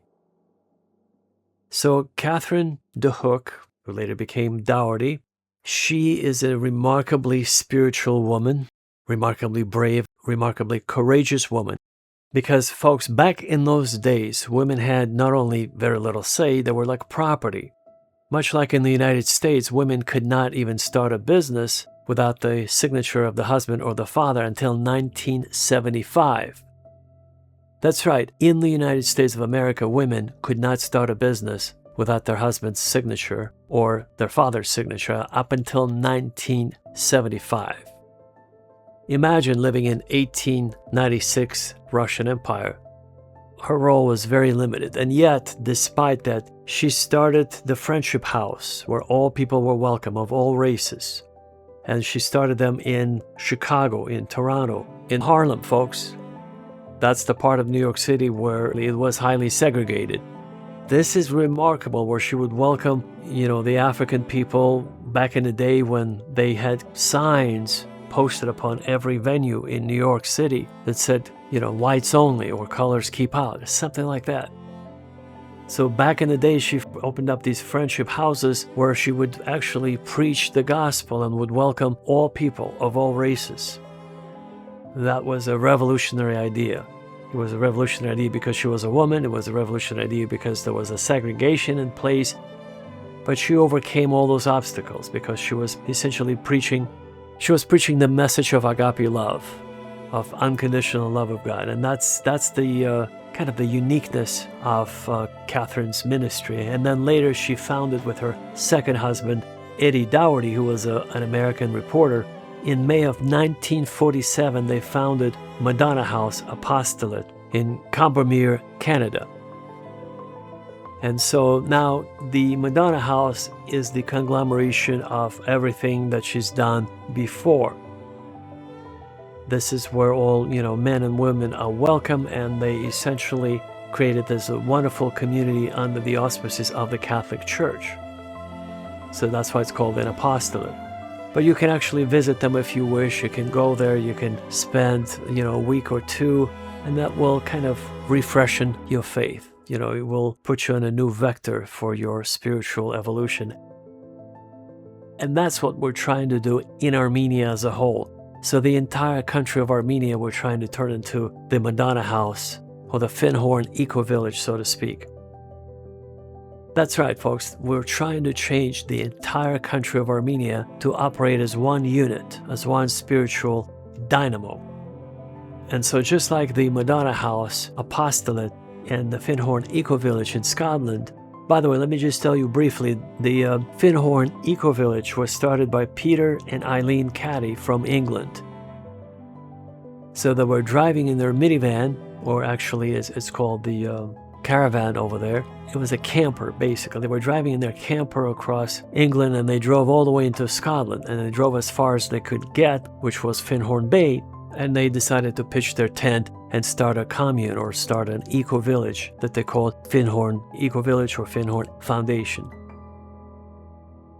So much like Finhorn Eco-Village and the Madonna House in Canada, we're trying to mobilize Armenia as a whole, as the entire country, to operate on this principle of inclusivity, that all Christians from around the world would love to visit and perhaps even move to Armenia to be part of our sort of a spiritual country, spiritual cradle, where the first Christian nation adopted Christianity, where Christianity was adopted by Armenia for the first time in 301 Anno Domini. And so, folks, the purpose of me mentioning to you Catherine Dougherty's mission is because she was a very, very brave, courageous woman. to do what she's done in the early 1900s. She came to Canada in 1920 Anno Domini. And in those days, folks, besides the segregation rules and everything else, women were just not able to do much at all, hardly, other than give birth to children and raise them. That's it. That was the role. So she was truly a very strong woman. You could see her speech on YouTube that she gave in 1979.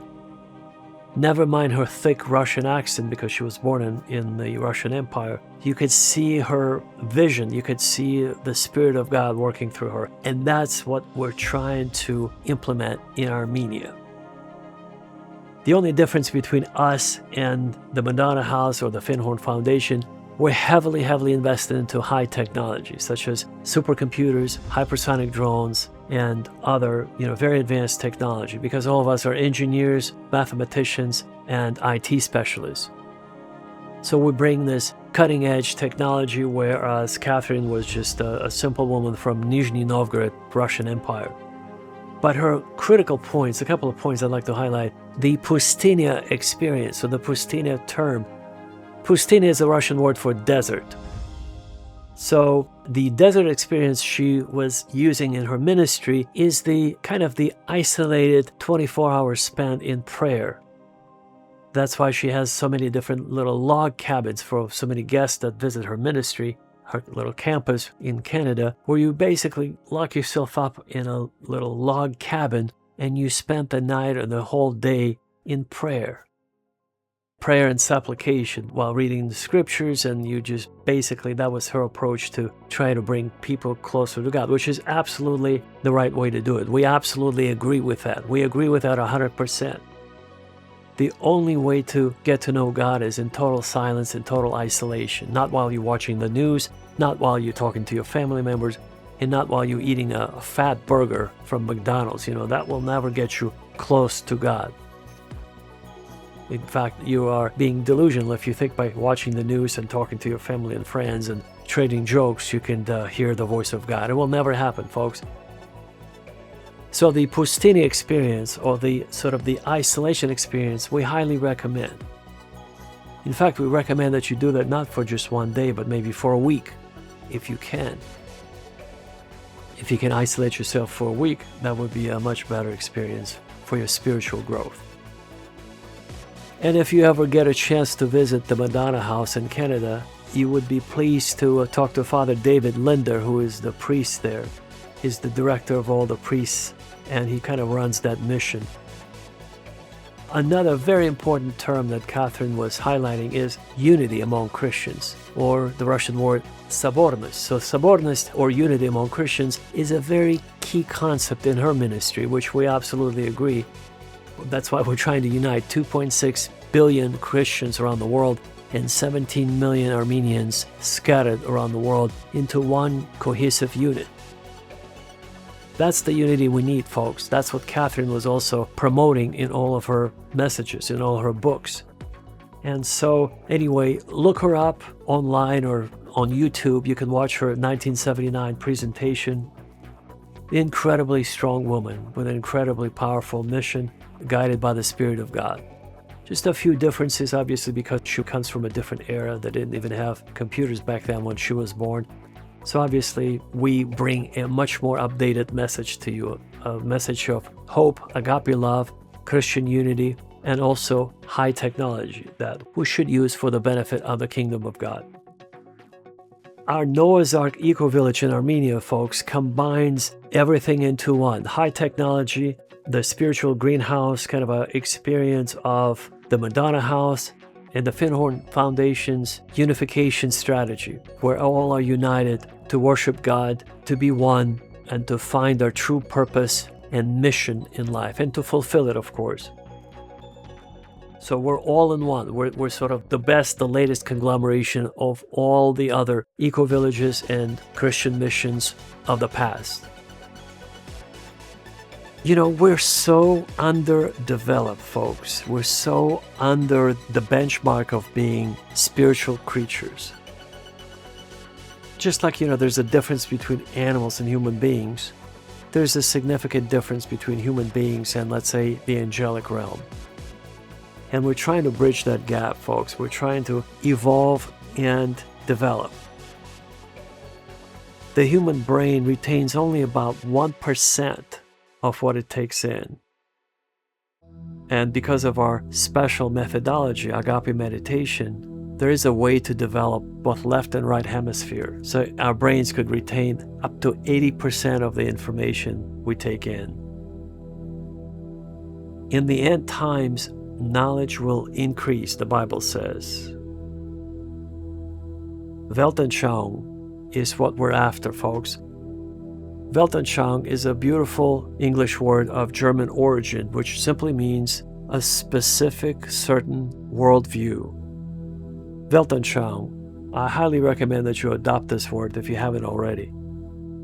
It's a certain perspective of the world that's been filtered by your own filter. So you don't really trust the indoctrination, the propaganda, the brainwashing that you see on TV and on social media. You have your own way of filtering this information. Folks, we have approximately $3.2 billion to fund all of our projects. Of that, approximately $650 million has been already used for our projects. As soon as we run out of this money, we'll actually get more funding for all of our projects. But if you'd like to join us, if you'd like to support our mission, support our cause, you could go to our website, myarmenianfamily.com, and become our monthly supporter. And we would very much appreciate that, and we'll pray for you daily. Again, our website is myarmenianfamily.com, and you can click on the link that says support us with your Agape Love. Some people ask about whether demons are real or if this is all mythology. And I'm here to tell you they're very real. Divorce, murder, genocide, wars, homicide are all caused by demons. Now, they have their own hierarchy. If I were to list all the things that they cause, I would be here for days and days. But just to name a few things: rapes, mass shootings, abortions. By the way, abortions are a form of human sacrifice. Child molestation and abuse, car accidents, drug overdoses, shootings, epidemics, riots, murder, drunkenness, greed, lust, storms, fires, fear and anxiety, infertility, nightmares, pride, and much, much more is caused by the fallen angels or demons. The word comes from an ancient Vedic Sanskrit word of deva that was adopted by the Avestan language and became dev, which was adopted by the Armenians. That's the Armenian word for demon, dev. So these are hyperdimensional, multidimensional beings that are invisible to the physical eye. Even though they're invisible, once you develop the spirit of discernment, you should be able to pick up on their presence. You should be able to pick up on their schemes. And we're going to share with you how they operate. So you'll be armed to the teeth with spiritual weapons, so to speak. Do you remember when Jesus confronted the Jewish leaders in the synagogue in Jerusalem? He pointed his finger at them, at the Sanhedrin, at the Sadducees and Pharisees, and he said, "Why can't you understand my language? Because you belong to your father, the devil." And this has been sort of the pivotal passage in the scriptures about why would Jesus be so categorical that the Jews belong to the devil, or specifically those Jews that he was talking to at that time, the Sadducees and the Pharisees. You see, Jesus belonged to a third fraction, the Essenes. And the Essenes were the ascetics. In other words, they lived in caves, they needed very little food, they lived in a communal setting, and they shared all of their resources equally. So the Sermon on the Mount, it comes from the Essenes, and they learned it from Zoroaster about 1,000 years before Christ was on our planet. If I were to quote Rabbi Israel Wise, who is part of the Neturei Karta organization, according to Rabbi Israel Wise, who is an ultra-Orthodox Jew, he claims that their organization, their group, is the only true remnant of the Jewish people remaining on planet Earth, because the rest of the people who claim to be Jews are not.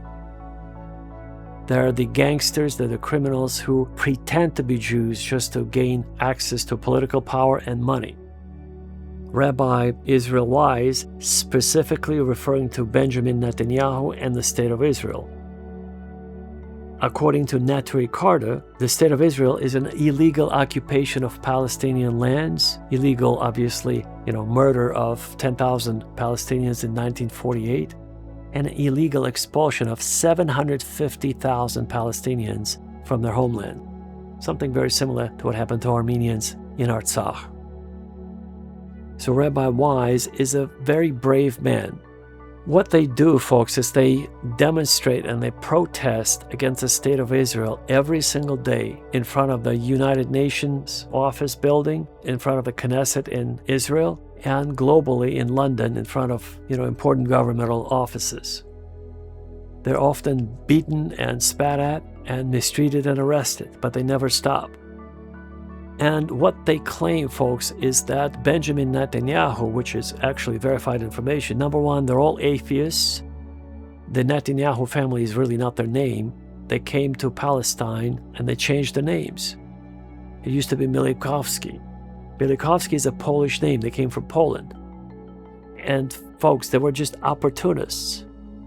Similar story with David Ben-Gurion, the founding father of Israel. His real name is Grun.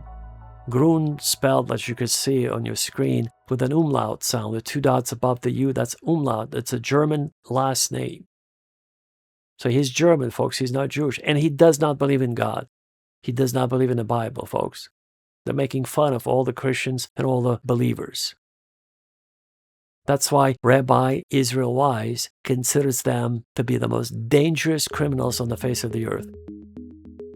They're imposters. They're not real Jews. The real Jews are the ones who pray to God, they walk with God, and they would never kill or expel somebody from their homeland by stealing their lands, folks. These are the words of Rabbi Israel Wise of Neturei Karta. By the way, let me translate this for you in English. This is a very important piece of information. So even if you spoke Hebrew, modern Hebrew, you may not know what that means because it's a form of ancient Babylonian Aramaic. Yes, indeed, it's a dialect of Babylonian Aramaic from 3,000 years ago. So what Neturei Karta means, it's an organization, and the phrase comes from Jerusalem Talmud, referencing Psalm 127, verse 1. That it talks about, well, first of all, let me translate it. It means guardians of the city. It actually references Psalm 127:1, where the question is raised, so who is really guarding the city? Is it the army, the armed guards, or is it the Lord, God Almighty? If you don't have the protection from above, all your earthly protection is absolutely useless. And it's a very valid question to ask. You have to sometimes sit down and consider, do you trust your own protection, or do you trust the protection from above? This is a question for you to ask yourself.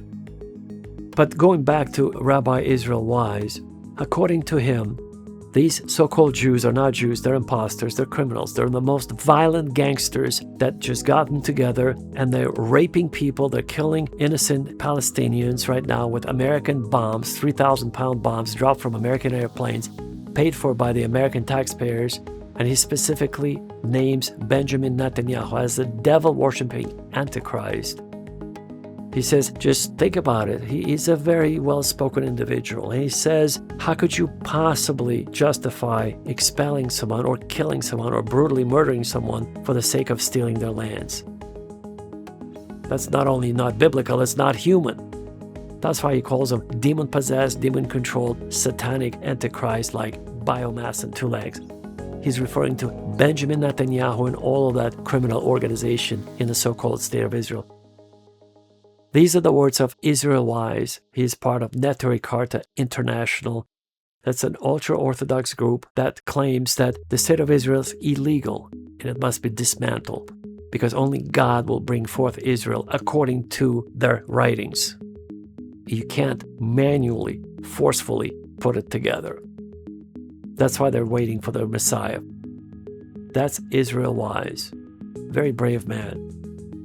We should have more Jews like that. He's a true Jewish person, folks. You should support him if you're a person of God who follows God. Another very interesting individual that I'd like to mention of Jewish ancestry, his name is Dr. Norman Finkelstein. He was a professor of history at Hunter College in New York City. He's a Jewish-American professor of history, and both of his parents, his mother and his father, went through the Nazi concentration camps, so-called concentration camps. Folks, what they were are actually labor camps. This is where not only Jews, but other ethnic groups were employed or used to work for the German army, for the German military-industrial complex. They were highly skilled workers that produced military gear. And since his parents could tell him stories, him growing up, now he raised this question of why would this state of Israel position this sort of a Holocaust story in such a way that you could not even question it? And yet they killed Palestinians by the thousands, and nobody even pays attention to the Palestinians.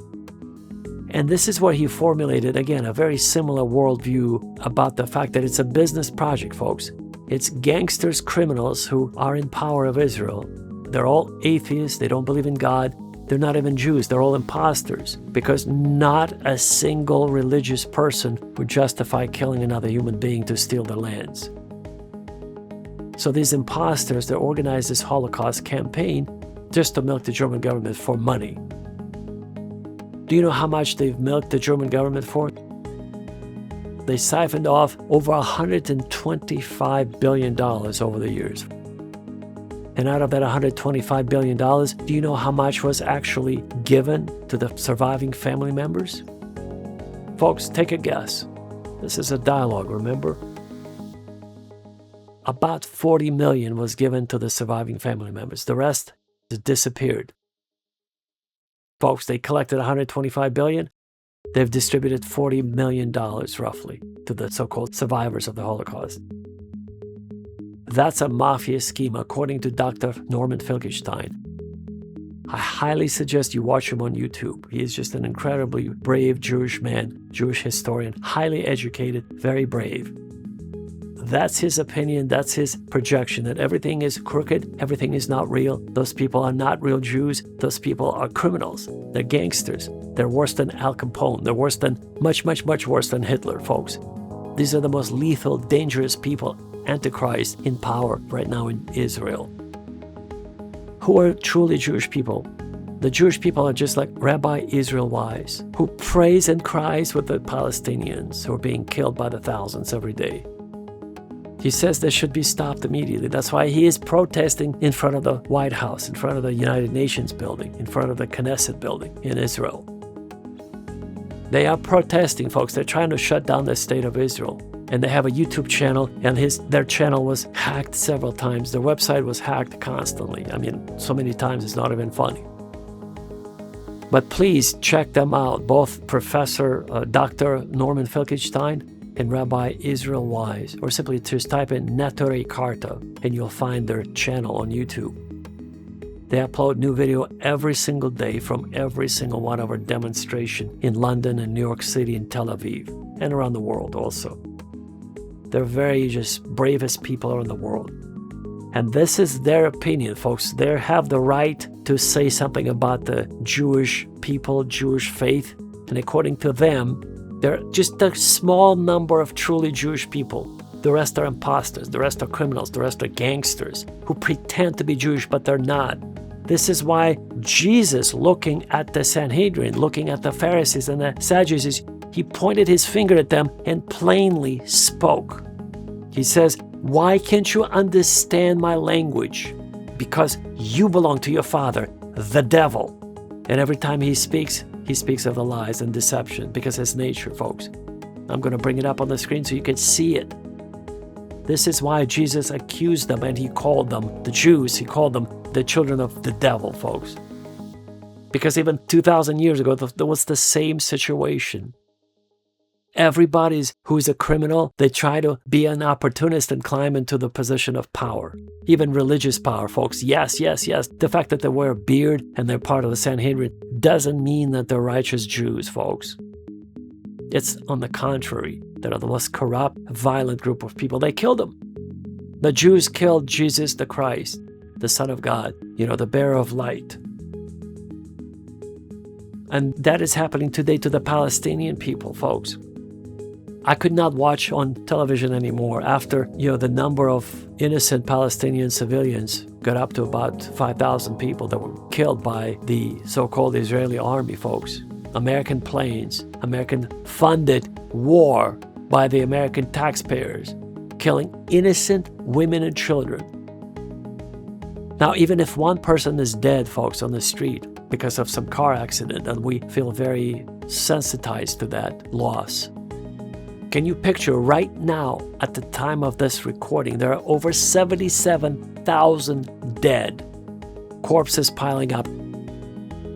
Can you picture 77,000 corpses piling up one upon another of dead mothers and daughters and little sons and the elderly, Palestinian civilians?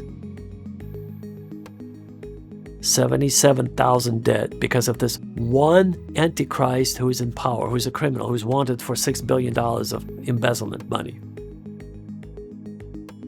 This is why Rabbi Israel Wise calls them all imposters, criminals, worse than Al Capone, worse than the devil themselves. Devils incarnate, that's what they are, those people in power, folks.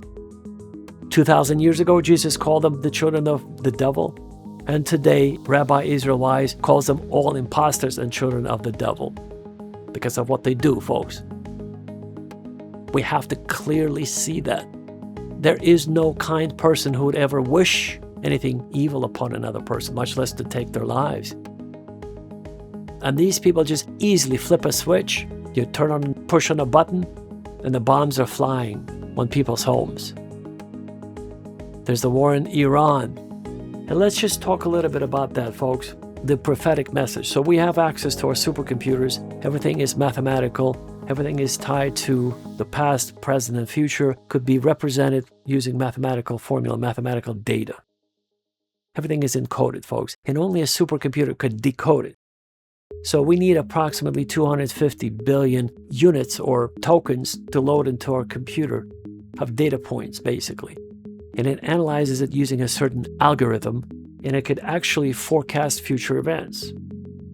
You heard me right. It's a special program, folks. It's not some silly large language model that just talks to you in a funny way. No, this is not ChatGPT, folks. This is not Grok. This is not Copilot. This is a very powerful supercomputer algorithm. And we tied them up in a daisy chain so they can talk to each other and just give us the answers.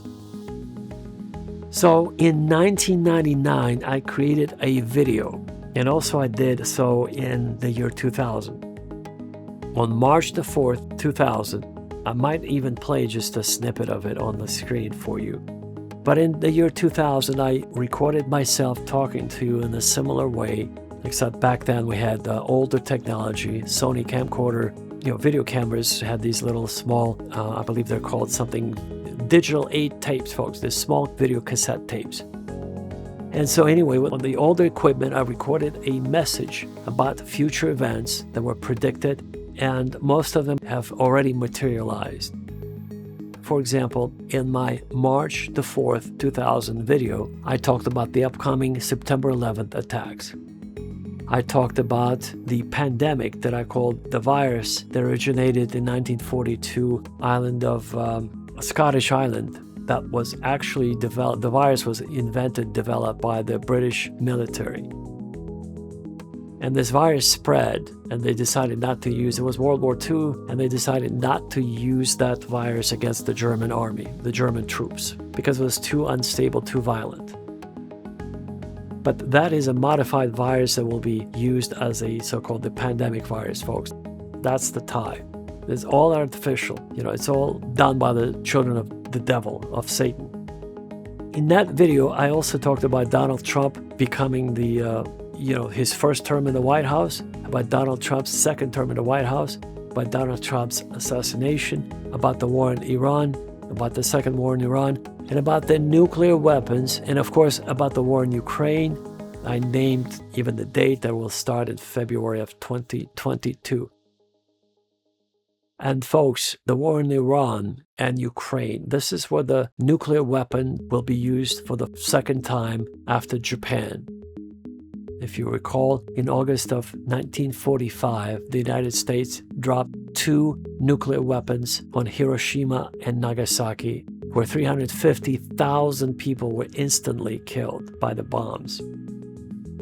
We're going to have part 2 of nuclear weapons, folks, in this global conflict, because all of these activities are governed or ruled by demons, very high-ranking fallen angels of dark forces, basically. Fallen angels or demons. So when will the nuclear weapons be used, folks? It's very simple. In my video, I specifically state in 2026 all the way through 2027, at which point we will have to have a bunker to survive. This is why we're building a Noah's Ark eco-village above ground in Armenia and also below ground at the depth of 235 meters below the ground. It's been already built. Yeah, it took many decades to build it, but it's almost finished. So it will accommodate 144,000 inhabitants. And you're welcome to apply if you so choose on our website. You could become our neighbor and you could live with us in safety of Noah's Ark eco-village. So folks, it's just like in the days of Noah. Identical situation. The flood is coming, the nuclear war is coming, nobody listens. But those who do listen will be saved. This is why I'm recording this message, is to awaken those who need to be awakened, who has been predestined from the foundation of the world. Those who will perish, they will perish. But those who are meant to hear this message and be saved will be saved. This is why we call this the awakening, the Great Awakening. Folks, I also would like to mention an amazing American evangelist from Iowa who heard about the Armenian Genocide, who heard about the war in Artsakh, who heard about the 6,000 dead, and he decided with his wife to sell everything they have and move to Armenia to help the Armenian widows and orphans. That's right, they sold everything they had in Iowa and they moved to Armenia. His name is Joel Tenney. And Joel Tenney is actually my hero, folks. He is of Scottish descent. He's an American of Scottish descent, but he is just an incredibly spiritual individual who walks with God.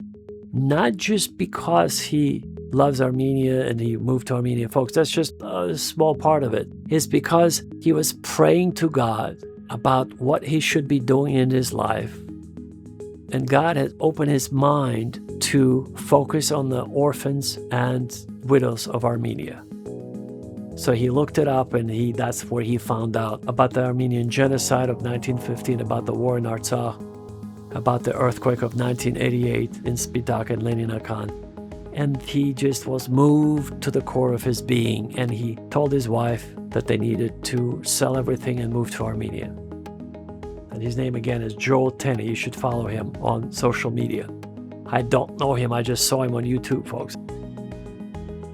His story really moved me to the core. It's just incredible faith, folks.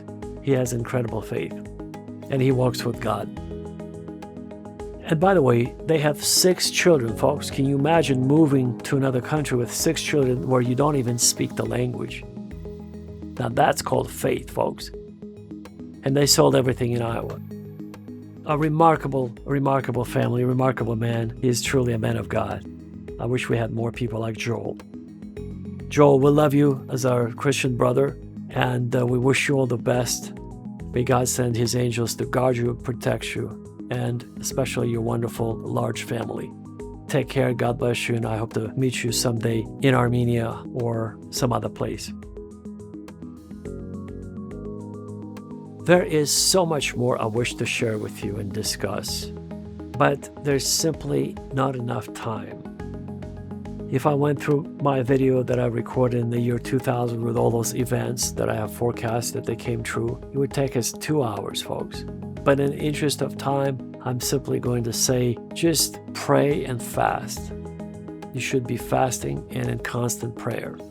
And once you develop the spirit of discernment through a daily agape meditation practice, your spiritual eyes will open and you will be able to get similar information about future events, folks. It's just a gift that we get.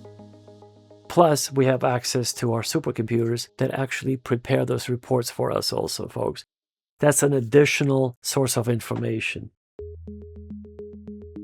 In the end times, knowledge will increase. Remember that phrase from the Bible? In the end times, knowledge will increase. And a teleportation was recorded 5 times in the Bible, especially with the Ethiopian eunuch. Remember the book of Acts? You could see that on your screen right now. But most importantly, our core message is how we can increase our faith so we could heal the sick, cast out demons, and raise the dead. Jesus said we should be able to do that, and we have agape meditation to help us reach that level. Folks, I just want to wish you all the best. I want to share with you our agape love. We love you very much eternally. We're only here for about 5 minutes, for a very brief moment in time, folks. In the eyes of eternity, it's not even a split second. We just come and we go. So let us be wise about every breath that we take on earth. Let us be wise about our time that we spend on this planet. We're so underdeveloped. We're so deprived of information. We're so clueless. We're so helpless without the help from the angelic force, without the help from our spiritual guardians. And yet, sometimes we're very prideful. You would think, being so vulnerable, being so fragile, we would be on our knees and praying constantly to God for protection. Very few people do, folks. Let us put away our pride. Let us pray for humility, meekness, and wisdom from God. Let us unite as one Christian family. So I'm addressing 17 million Armenians and 2.6 billion Christians around the world. Let us all unite into one coherent family of believers. And one last thank you I'd like to express to all of the Muslim and Arab people who have sheltered Armenian people and Armenian children during the 1915 Armenian Genocide. I want to thank you from the bottom of my heart. All those kind souls who showed compassion when they saw those little children that they would not have a chance to survive unless they were taken to safety. So God bless you. Thank you for what you've done. There are very kind Muslim people, very kind Arabs, very kind, non-Christians who showed mercy and kindness to Armenian people during the genocide, during the most horrific time in Armenian history. And I pray for all those kind souls and their descendants, so God will show mercy to you as well. Thank you. And now I'd like to conclude by saying we love you very much. Visit our website at myarmenianfamily.com. If you wish to support us, please do so on our website. Or you could click on the QR code on your screen right now. If you wish to write to us, if you're interested in moving to Armenia and you're an engineer or a business entrepreneur or a scientist, please send us your resume so we could better place you in Armenia, and our team will promptly respond. If you have any other questions, contact us on our website. We'll be happy to respond. On this note, God bless you. Take care, and we hope to see you at the very top. We love you very much. Folks, I almost forgot one last thing about the thousands of gods of Palestine at the time of Jesus and prior to that, about the name Yahweh. At the time of Abraham and Jesus, There were thousands upon thousands of different kinds of gods that were worshipped by various people, including the Jews. Zoroaster was the founding father of the first monotheistic religion. It was not the Jews, folks. They actually believed in multiple gods until they created their own god called Yahweh, which is a composite of Greek god Dionysus, Hephaestus, and a few other desert gods of the Mesopotamian region. You could research that, folks. You could research this topic and you'll find out. But I'll tell you this, I don't think that a creator of the universe would demand your penis, meaning circumcision. A creator of the universe who created kind animals and kind human beings would not force you or ask you to cut off your penis or to cut off your foreskin of your penis or your clitoris. No genital mutilation is needed to have a relationship with the creator of the universe. So I would like for you to investigate this, folks. Look into that. Do you really think that Yahweh is the creator of the universe? Or was it a demigod, a minor god of the Levantine region? Please look into that yourself, folks. I'm only pointing you to something you could find out on your own. So was Yahweh a creator of the universe, or was he a composite name that the Jews have created to worship? Just like they had Marduk, or Baal, or many other gods, thousands and thousands of other gods that were worshipped in their area. For example, Ashur was taken by the Assyrians at that time. That was their god. And even if you liked that god, you couldn't sort of like claim it and call it your own god because it belonged to the Assyrians at that time, thousands of years ago. In order to have your own god, you had to create a new god. And that's what the Hebrews did, folks.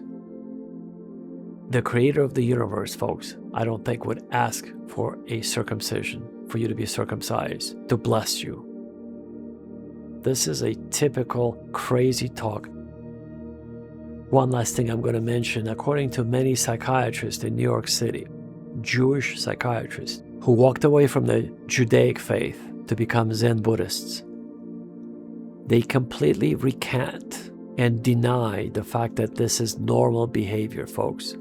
Meaning, in their professional opinion, they deem this cutting off the penis, the foreskin, and demanding all these sacrifices and death and the fixation on foreskins and penises and circumcision and covenants and killing the Amalekites and this and that. This is mental illness, folks. This is why hundreds and hundreds and hundreds of Jewish psychiatrists are turning away from Judaism and they're becoming Zen Buddhists. Because they call it mental illness, bona fide mental illness that they diagnose and treat every day in their clinics, in their hospital rooms. So, according to hundreds of Jewish or formerly Jewish psychiatrists, all these stories that you read in the Bible about killing Amalekites, cutting off penises, remember how King Saul asked for more foreskins of those Philistines? Folks, what sort of a fixation is that? It's ridiculous, folks. It's ridiculous. The creator of the universe would not be asking you to cut off somebody's penis, folks, for a better covenant. Remember what happened to Abraham? He heard voices, folks, in his head. He couldn't describe the voices. The voices wouldn't tell him the names, who they belonged to. He just heard voices who told him to go to a different country. Folks, today, if somebody hears voices, that's a schizophrenic. That's a mentally ill patient. You call 911, they get picked up and they get institutionalized. But 2,500 years ago, that wasn't the case. They didn't have any mental hospitals. They didn't have any psychiatrists. This is why Abraham could be doing those things if he was even a real person. So you have to consider that. This is why hundreds and hundreds of Jewish or formerly Jewish psychiatrists are walking away from the Jewish faith and they become Zen Buddhists because it's healthier. It doesn't deal with this contrasting stories of killing some Amalekites, women and children and all this nonsense, folks. These are concocted stories according to these psychiatrists. These are concocted stories by severely mentally ill patients. which they didn't have any hospitals back then. So people, severely mentally ill people that had nothing else to do other than concoct stories, folks. That's very sad. These angry stories about killing Amalekites, cutting off penises or foreskins for better covenants, hearing voices, leaving your homeland.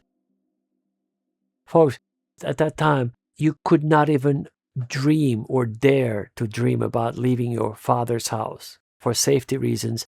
You know, every male that was born at that time, they would live very close by for safety, security reasons, to provide for the safety, security of the clan, of the family.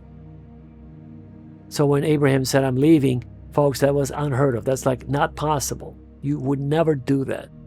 You don't just pick up your stuff and leave in those days. It was not possible. I mean, you could leave for a week for a business trip to do some trade. Then everybody knows you're going to be back. You don't just say, I heard voices and I'm leaving. Ta-ta for now. You don't say stuff like that, folks. And he did. And everybody thought they thought he was crazy. But in actuality, folks, according to hundreds and hundreds of formerly Jewish psychiatrists in New York City, they believe that this character of Abraham was severely schizophrenic. He was schizophrenic, he was mentally ill. It's like all symptoms are written there. His behavior is what they treat, what they diagnose and treat every day at their hospitals. That's the story. This is kind of a sad story I'm going to end on. But that's the full story I wanted to share with you folks. So look up Dr. Norman Finkelstein, Rabbi Israel Wise of Neturei Karta, and just Google some of those former Jewish psychiatrists in New York City if you're interested to see how they view all those biblical stories about cutting off penises, circumcision, and better covenants, and killing the Amalekites. And, you know, this guy, people saw Yahweh, and they described him as 6 feet tall, you know, about 200 pounds, 97 kilograms, 183 centimeters. He wasn't that different, but he had some gizmos, he had some gadgets on him, he had some electronic devices. That's what sort of separated him from the rest. He was an ordinary looking person visually, but he had some technologically advanced gadgets on himself that were not common during that time. That's how they described Yahweh, those who met him. And so you draw your own conclusions, but it seems like Yahweh, number one, he was not a creator of the universe. He was just a very minor desert god that was just claimed or invented by the Jews to be a separate group, you know. So they wanted to have their own god, folks. They all wanted to have their own god. But they were all taken. And to create your own god, it took a major undertaking. Anyway, that's my story for the day, folks. We love you very much. Join our movement. Join our family. Go to our website. Support us if you wish. Contact us if you want to come to Armenia. We'll help you get settled. We'll pay you salary. We'll find you an apartment, a house, a condominium, a pied-à-terre, whatever you wish. If you can contribute to the well-being of Armenia, we'll help you transition to Armenia. We'll help you move. This is the core message. We'll increase your faith. We'll help you move to Armenia. And you can join our commune. You could join our Noah's Ark eco-village if you wish. On this note, I want to wish you all the best. God bless you. Take care. And we'll see you at the top. To summarize everything we do at our organization, our goal is to awaken as many Christians around the world as possible. Hopefully to awaken 2.6 billion Christians around the world and 17 million fellow Armenians scattered around the world. Our goal is to share with the world a new way of thinking based on agape love, or the frequency of God, or that higher way of basically relating, connecting to our Creator. We are completely underdeveloped, disconnected from the Creator of the universe. That's why we can't do anything. We're in denial, we're in depression, we're depressed, we're full of anxiety, nothing works, our family is falling apart. Because the other side, the dark forces, keep disconnecting us from the source. And we keep falling away and falling away. And Armenia is one of those last bastions of Christianity or truth, where traditional family values are still relatively intact. But the dark forces are trying to attack Armenia and other countries where traditional family values are still practiced.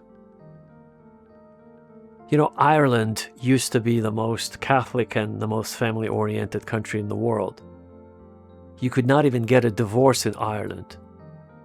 Today, not only that you could get a divorce for no reason whatsoever, you could actually get a same-sex marriage license there, meaning to be married to a same-sex person. Can you believe that, folks? What a drastic change in Ireland. Now, what do you call that? A satanic revolution? I would call that, yes. To put it mildly, it is a satanic revolution. Satan won. Irish people are in the toilet, to put it very mildly. And they're just sort of marinating there. Nobody would help them. They just need to do a reset. Flush the toilet and hopefully something will happen to it. But yes, the Irish people are a good example of that. The last country remaining on earth at the time of this recording where they still disallow divorce is the Philippines. It's another Catholic country. What they do in the Philippines, they get an annulment of the marriage in extreme circumstances. So in other words, the annulment is allowed, but it requires extreme circumstances. It's not the same as a divorce. Extreme circumstances. So people are still kept together for the sake of the children, for the sake of maintaining a family structure. So the Philippines is the last bastion of a Catholic civilization, of a Christian civilization. It's a Catholic country, predominantly Catholic, where if they go into the toilet like the Irish did a few years ago, then we won't have anything else left, folks. The day the Philippines will declare that they could file for a divorce is the day our civilization, global civilization, will fall completely. So back to our mission, folks. Our mission is very simple. It's to awaken as many people around the world as possible and bring that 1% brain activity to at least for them to use maybe 5% of their brain, maybe 10%. With our Agape meditation, we could get it up to 80%. You'll begin to understand the language of the trees, of the animals. You'll be able to levitate. You'll be able to walk on water, heal the sick, cast out demons, raise the dead. This is what Jesus said we should be able to do. Why are you not doing those things, folks? You should be able to do it if you're a believer, but you can't. Why? Because you haven't seen the methodology. And this methodology is something we're going to share with you. So you could utilize maybe 10% of your brain, maybe 30% of your brain's capacity, that is. Right now, most people are fast asleep and they need to be awakened. That's why we call it the awakening, folks. You saw that at the beginning of our video, the awakening, because people are fast asleep. They're in a deep sense of, they're in a slumber. And we're going to try to awaken them, as many as possible.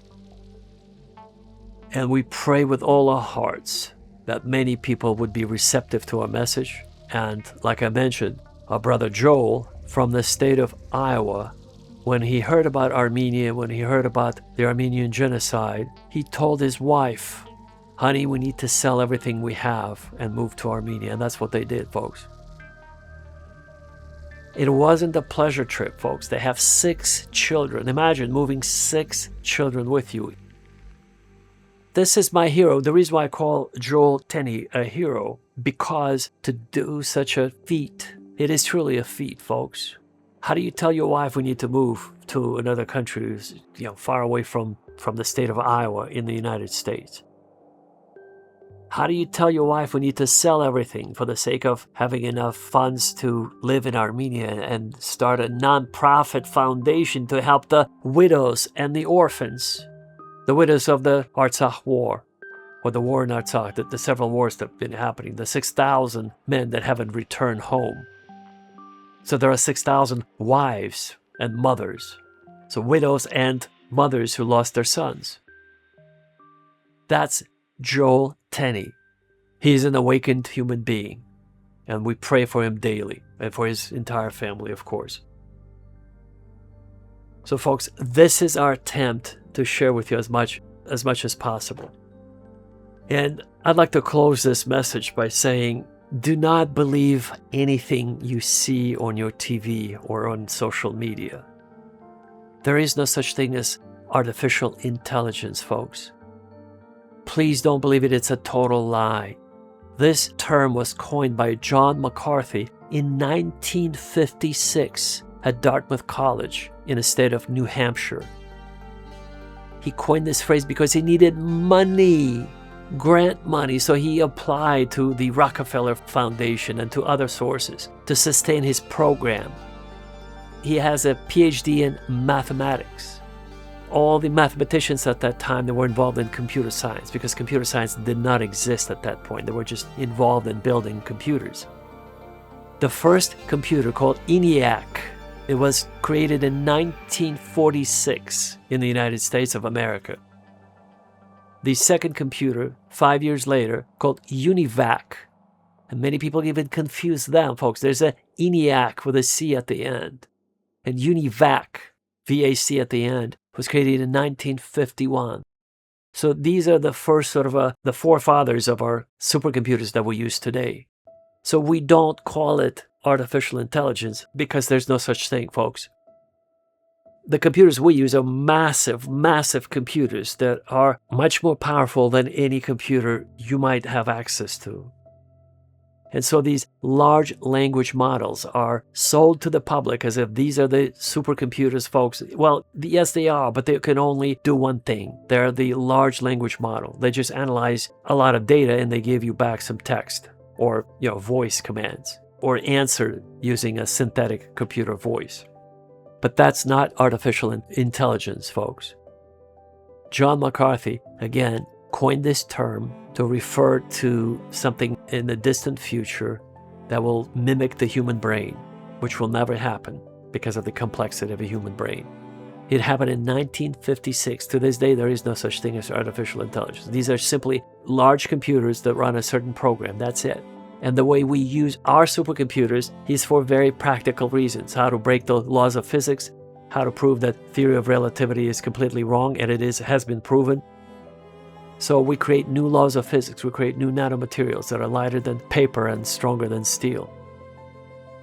We create new alternative propulsion systems for our drones. That's why our hypersonic drones could reach from Chicago to Yerevan, Armenia in less than 6 minutes, folks, because they travel at incredibly fast rates of speed, at Mach 85. I'm referring to our RH-225 hypersonic drone that we call Aragats 225 for the Armenian application. But we have other types of drones, folks, even faster. This is our super compact drone just to give Armenia immediate defense against its very hostile neighbors. Because Armenia happens to be in that sort of a neighborhood with, the only Christian country surrounded by Muslim countries. Both Azerbaijan and Turkey don't have the friendly posture towards it.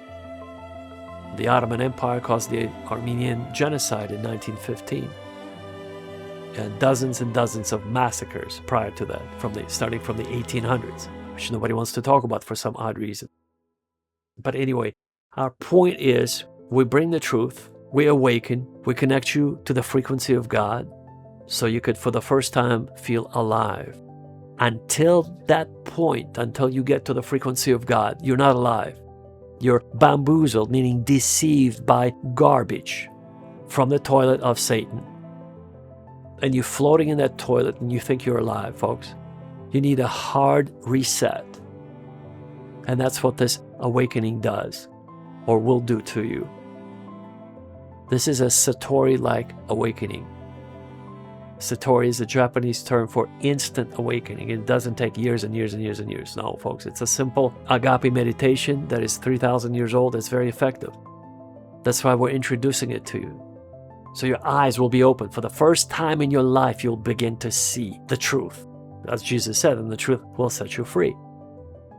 Until that point, you're in bondage, meaning you're enslaved, meaning you're a slave to the system, to the dark forces. This world is under the direct control of the devil, or Satan, or the deceiver, or Lucifer, or what the Muslims call Iblis. There's a slight difference. Iblis refused to bow down to man upon its creation because he was made out of fire, and he would never bow down to the man that's made out of clay. But according to the Hebrew tradition, which everybody seems to copy everybody else, according to the Hebrew tradition, Satan, or Lucifer, which is Latin term for the morning star, the shining one, Venus, in the star in the early morning, when you look up, that's Lucifer, folks. The star named after Lucifer before his fall. Lucifer refused to do the same, refused to bow down before God and before the created being that had a spark of God in it, because he had clay around it. The biomechanical suit, folks, the device that carries the spark of God, rather primitive. So, and it limits us, meaning our bodies, our physical bodies, they are not of the same, they're not made out of the same material as the luminous bodies of angels. That substance is called subtle matter. It never dies. Neither do we, folks. It's just our physical bodies had been corrupted, the DNA. And we've identified those corrupted genes that limit the lifespan, that cause certain diseases. We're going to fix all that, folks. It's very, very possible with our supercomputers. Knowledge will increase, remember, the Bible says in the end times.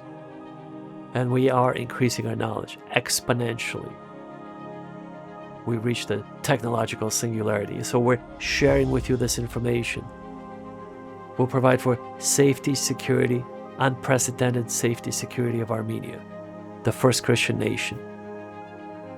We're going to bring 17 million Armenians back to the Republic of Armenia. At first, we're going to move 3 million key players, key partners of Armenia, or Armenians who are mathematicians, engineers, or scientists, or business entrepreneurs who could contribute to the well-being of the Republic of Armenia. So our point is to make Armenia the most secure and prosperous country in the world, or at least in the region, and then in the world. We're using a similar strategy that LKY used in Singapore. LKY took his swampy little country of 500 square kilometers and turned it into a global financial center within 20 years or so. 20 years, folks, and Singapore became a global financial center. How is it even possible? It was just dedication, approach, focus, concentration, laser focus. That's what we're going to have. That's what we're going to do as well in Armenia. So on this note, I just want to emphasize this again.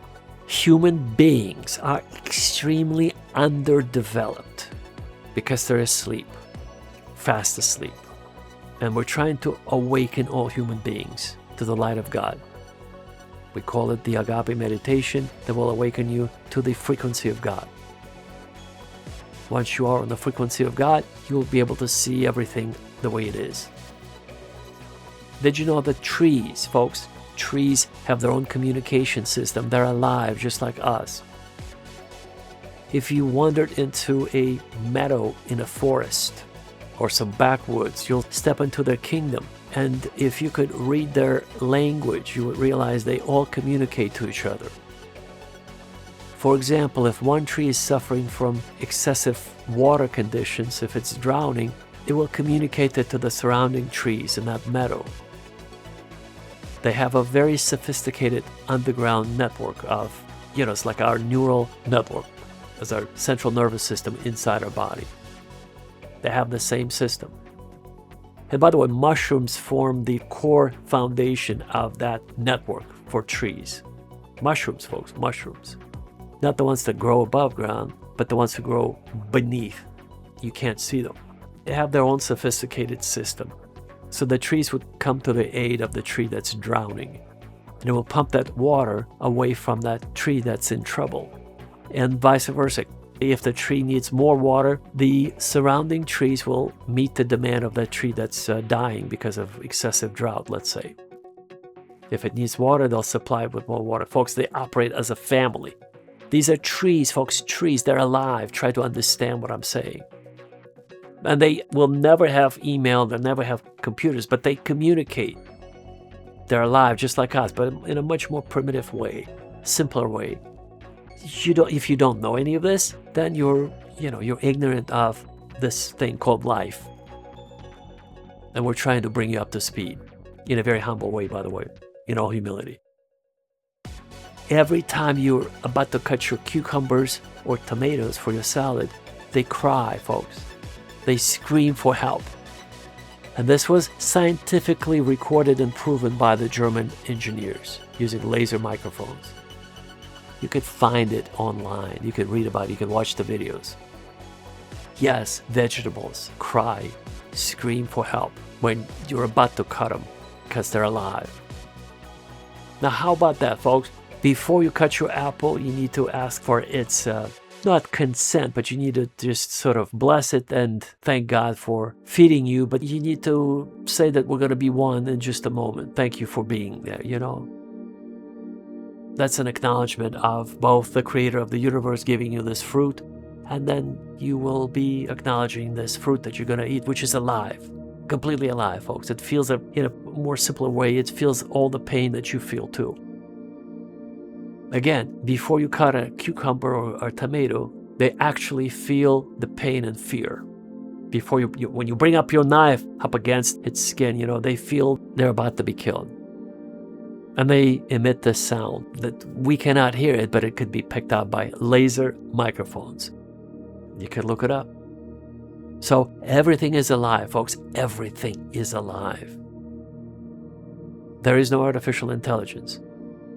The human brain only uses about 1 to 5% at the most. Like if you're really, really well read and you're up to speed, you might use 5% of your brain's capacity. Otherwise, it's 1%, folks. And we're trying to bring it up to at least 80% using our Agape meditation and engaging your both left and right hemisphere.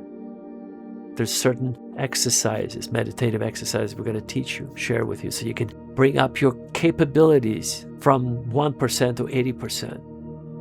That's all we're trying to do here, folks. But most importantly, we're trying to introduce you to the frequency of God, so you could meet God face to face, so to speak. Because God is spirit, the only way to get to know Him is to get on His frequency, the frequency of His spirit. Noetic light, folks. Noetic light is the brightest light in the universe. It's the uncreated light of God. It's the emanation of God. And it's within us all, because we are the sparks of God's creation. God is within us, and we also shine on that frequency, folks. We've just unfortunately been kind of detoured. We've been deceived by the evil forces who don't want us to know this secret. Our secret is that we and God are one. We and God vibrate on the same frequency if we are sort of pointed to that frequency. This is what we're trying to do. We're trying to point you to that way to be reconnected with God. But the dark forces don't want you to do that. They want you to be scared, afraid, depressed, full of anxiety. They want you to consume alcohol and tobacco and drugs, and they want you to be dead. They want you to overdose on drugs, folks, eventually, after they're done fooling around with you and tormenting you. That's what we're trying to share with you, folks. We're trying to share with you these spiritual secrets so you'll have a more fulfilled life on this planet that we call Earth. And then you'll begin to think in more galactic terms. Like we're located on the fourth arm of the Milky Way galaxy, that we travel at the speed of 600 kilometers per second against the cosmic microwave background, which is about 2.3 million kilometers per hour, folks. That's the speed with which we travel. And we travel in every sort of direction, like a centrifuge. I'd like to conclude that we love you very much.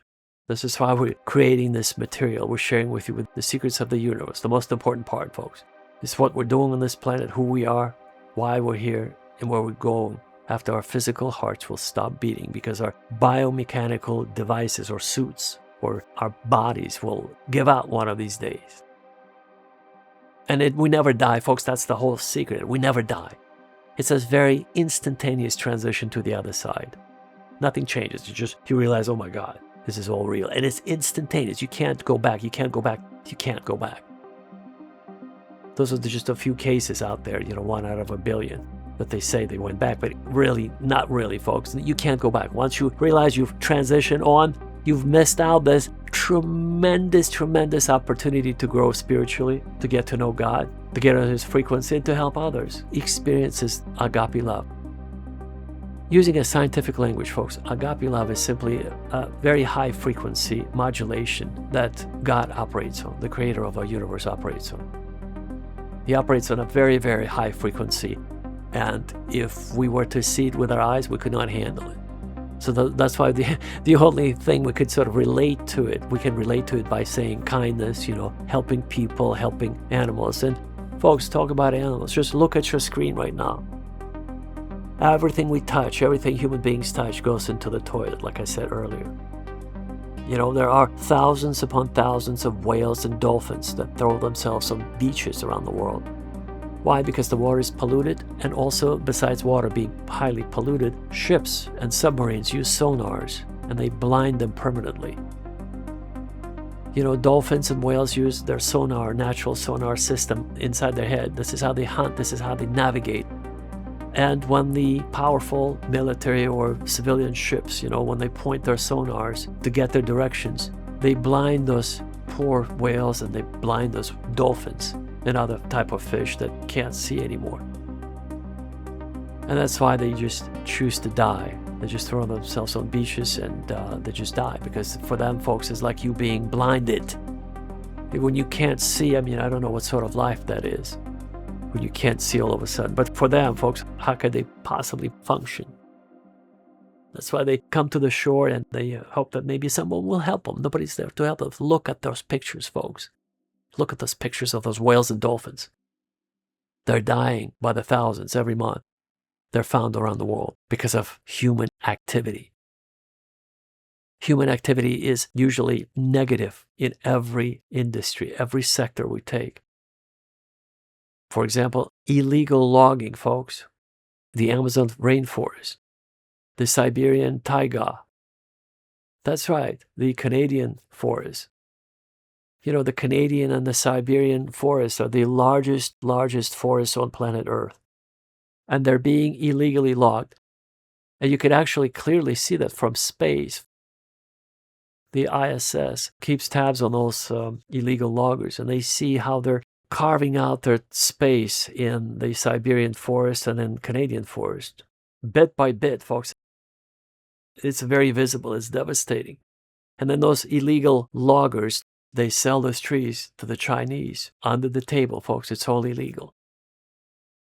And so in Siberia, a lot of women now started to, a lot of women activists started to protect their forests. That's right, folks. Local Siberian women get together, they bring their rifles, and they go immediately. They have their walkie-talkies, and then they alert each other. If they know there's a bunch of poachers illegally logging their territory, they immediately go and they stop them, folks. Local Siberian women stop the illegal logging operators. That's how brave those women are. And I won't be surprised that pretty soon we'll get to the point where some of these activists, instead of protesting on the streets, they'll start detonating nuclear devices, folks, that they will probably get in Sofia, Bulgaria for $10,000. Those are the Soviet warheads from the 1991 dissolution of the Soviet Union. When the Soviet Union dissolved, a lot of the nuclear warheads were sold pennies on the dollar to Sofia, Bulgaria arms dealers. And now they're circulating, folks, around the globe. You could buy a nuclear warhead for $10,000, folks, and instructions how to use it. So I'm not saying it will happen, but I won't be surprised if very soon people will switch from using conventional guns, like at mass shootings, to express their frustration, to using nuclear warheads at key targets in Washington, D.C., in New York City, and say, here, eat this. You want more war? Here's your war. Because if you think about it, every war was started in D.C. by those lobbyists, or war consultants, who are hired to promote the business of those military gear manufacturers. That's right, folks. If you have a bakery, you would hire a marketing consultant. And this marketing consultant will help you get more customers. People who like your products, who like your bread. And then you pay them a fee. It's very similar to war consultants or political lobbyists. Those lobbyists are hired by military gear manufacturers. And those weapon manufacturers, they pay them millions of dollars so that those people will be sitting in their little offices in DC and they'll be concocting schemes how to start a war in Iraq, how to start a war in Ukraine with Russia, how to start a war in Iran, and on and on and on and on and on. Folks, the United States was involved in over 80 wars since 1941. Illegal wars, folks, fake wars, engineered wars, just for the sake of profit. For example, in 1964, this is how the second phase of the Vietnam War got started, or got used to its maximal potential, just for the sake of bolstering the economy, the military-industrial complex of the United States. So what happened there was the American military ship reported that they're being attacked by the Vietnamese. And that was a false flag operation. They were never attacked. How do we know? Because a brave American activist, Daniel Ellsberg, published 7,000 pages in the New York Times. That's right, folks. He published a few years later. But we got to know all the details, how everybody profited to the tune of, at that time there were millions of dollars, but today it's billions of dollars. Daniel Ellsberg, look him up, folks, look him up. He is the bravest human being in the history of the United States, I think. He opened the lid. Just this tiny little percentage of we, the public, got to know how corrupt the system is. So every war operates just like the war in Vietnam. It's a false flag operation, then they benefit. The war starts and they make billions and billions and billions and billions of dollars, folks, because they worship the devil. They're all satanic. They're children of the devil. What Jesus told to the Sanhedrin, remember? The Bible says Jesus looked at the Jews and he said, "Why can't you understand my language? Because you belong to your father, the devil. And he was a deceiver from the beginning. And you cannot trust him, and he only is concerned about death. Wherever he goes, he speaks the language of lies and death and destruction." And so Jesus told it to the Sanhedrin in Jerusalem, to the Sadducees and the Pharisees. But the same applies to those who are in charge of paying consultants, who are probing those wars. How do you start a war, folks? Well, they're being taught. They're taught that craft. They're taught how to start wars, folks. Imagine you get up in the morning, you go to work, and you earn a living to support your family. And these consultants do the same, folks. Every day they drive to their little offices and they create opportunities for wars. It has nothing to do with Saddam Hussein. It has nothing to do with Vladimir Putin in Russia. It has nothing to do with Vladimir Zelensky in Ukraine. Those are just the victims of the schemes of those lobbies, folks. That lobby is very powerful. So in other words, those are consultants who scheme, engineer those wars. And they put those countries at war with each other or with the United States. It's very easy to do, folks. It's just the same carbon copy principle like what they used since 1964 in the Gulf of Tonkin. That's how the Vietnam War, second phase of it, started. And it's all documented. We all know it's true because of Daniel Ellsberg, who exposed those lies, exposed those schemes, exposed that scam, exposed a satanic, diabolical operation, folks. Daniel Ellsberg, 7,000 documents, folks. You should read it sometimes. It's incredible. So on this note, we bring the truth of the gospel. We bring the truth, folks, to all Christians, to all Muslims, to people who are just spiritual seekers, people who would like to move to a safe country where the traditional family values are still upheld, and that is the Republic of Armenia. Thank God that is still intact. The purpose of this channel and of our messages is to awaken you to the truth, to help you get closer to God, and to help you move to Armenia if you so choose. Just like Joel Tenney moved to Armenia after he heard about that it was the first Christian nation, about the traditional family values, and the fact that, Armenia needed people like Joel, that he could do some major work through his nonprofit, helping orphans and widows who lost their husbands and sons in the last few wars with Azerbaijan, between Armenia and Azerbaijan. So that's Joel Tenney, folks.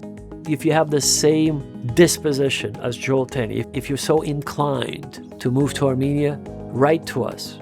we would be happy to facilitate your move. We would be happy to assist you in any way we know how. If we can't, we'll connect you with other organizations in Armenia who will be able to help you with your relocation. So you could find a job.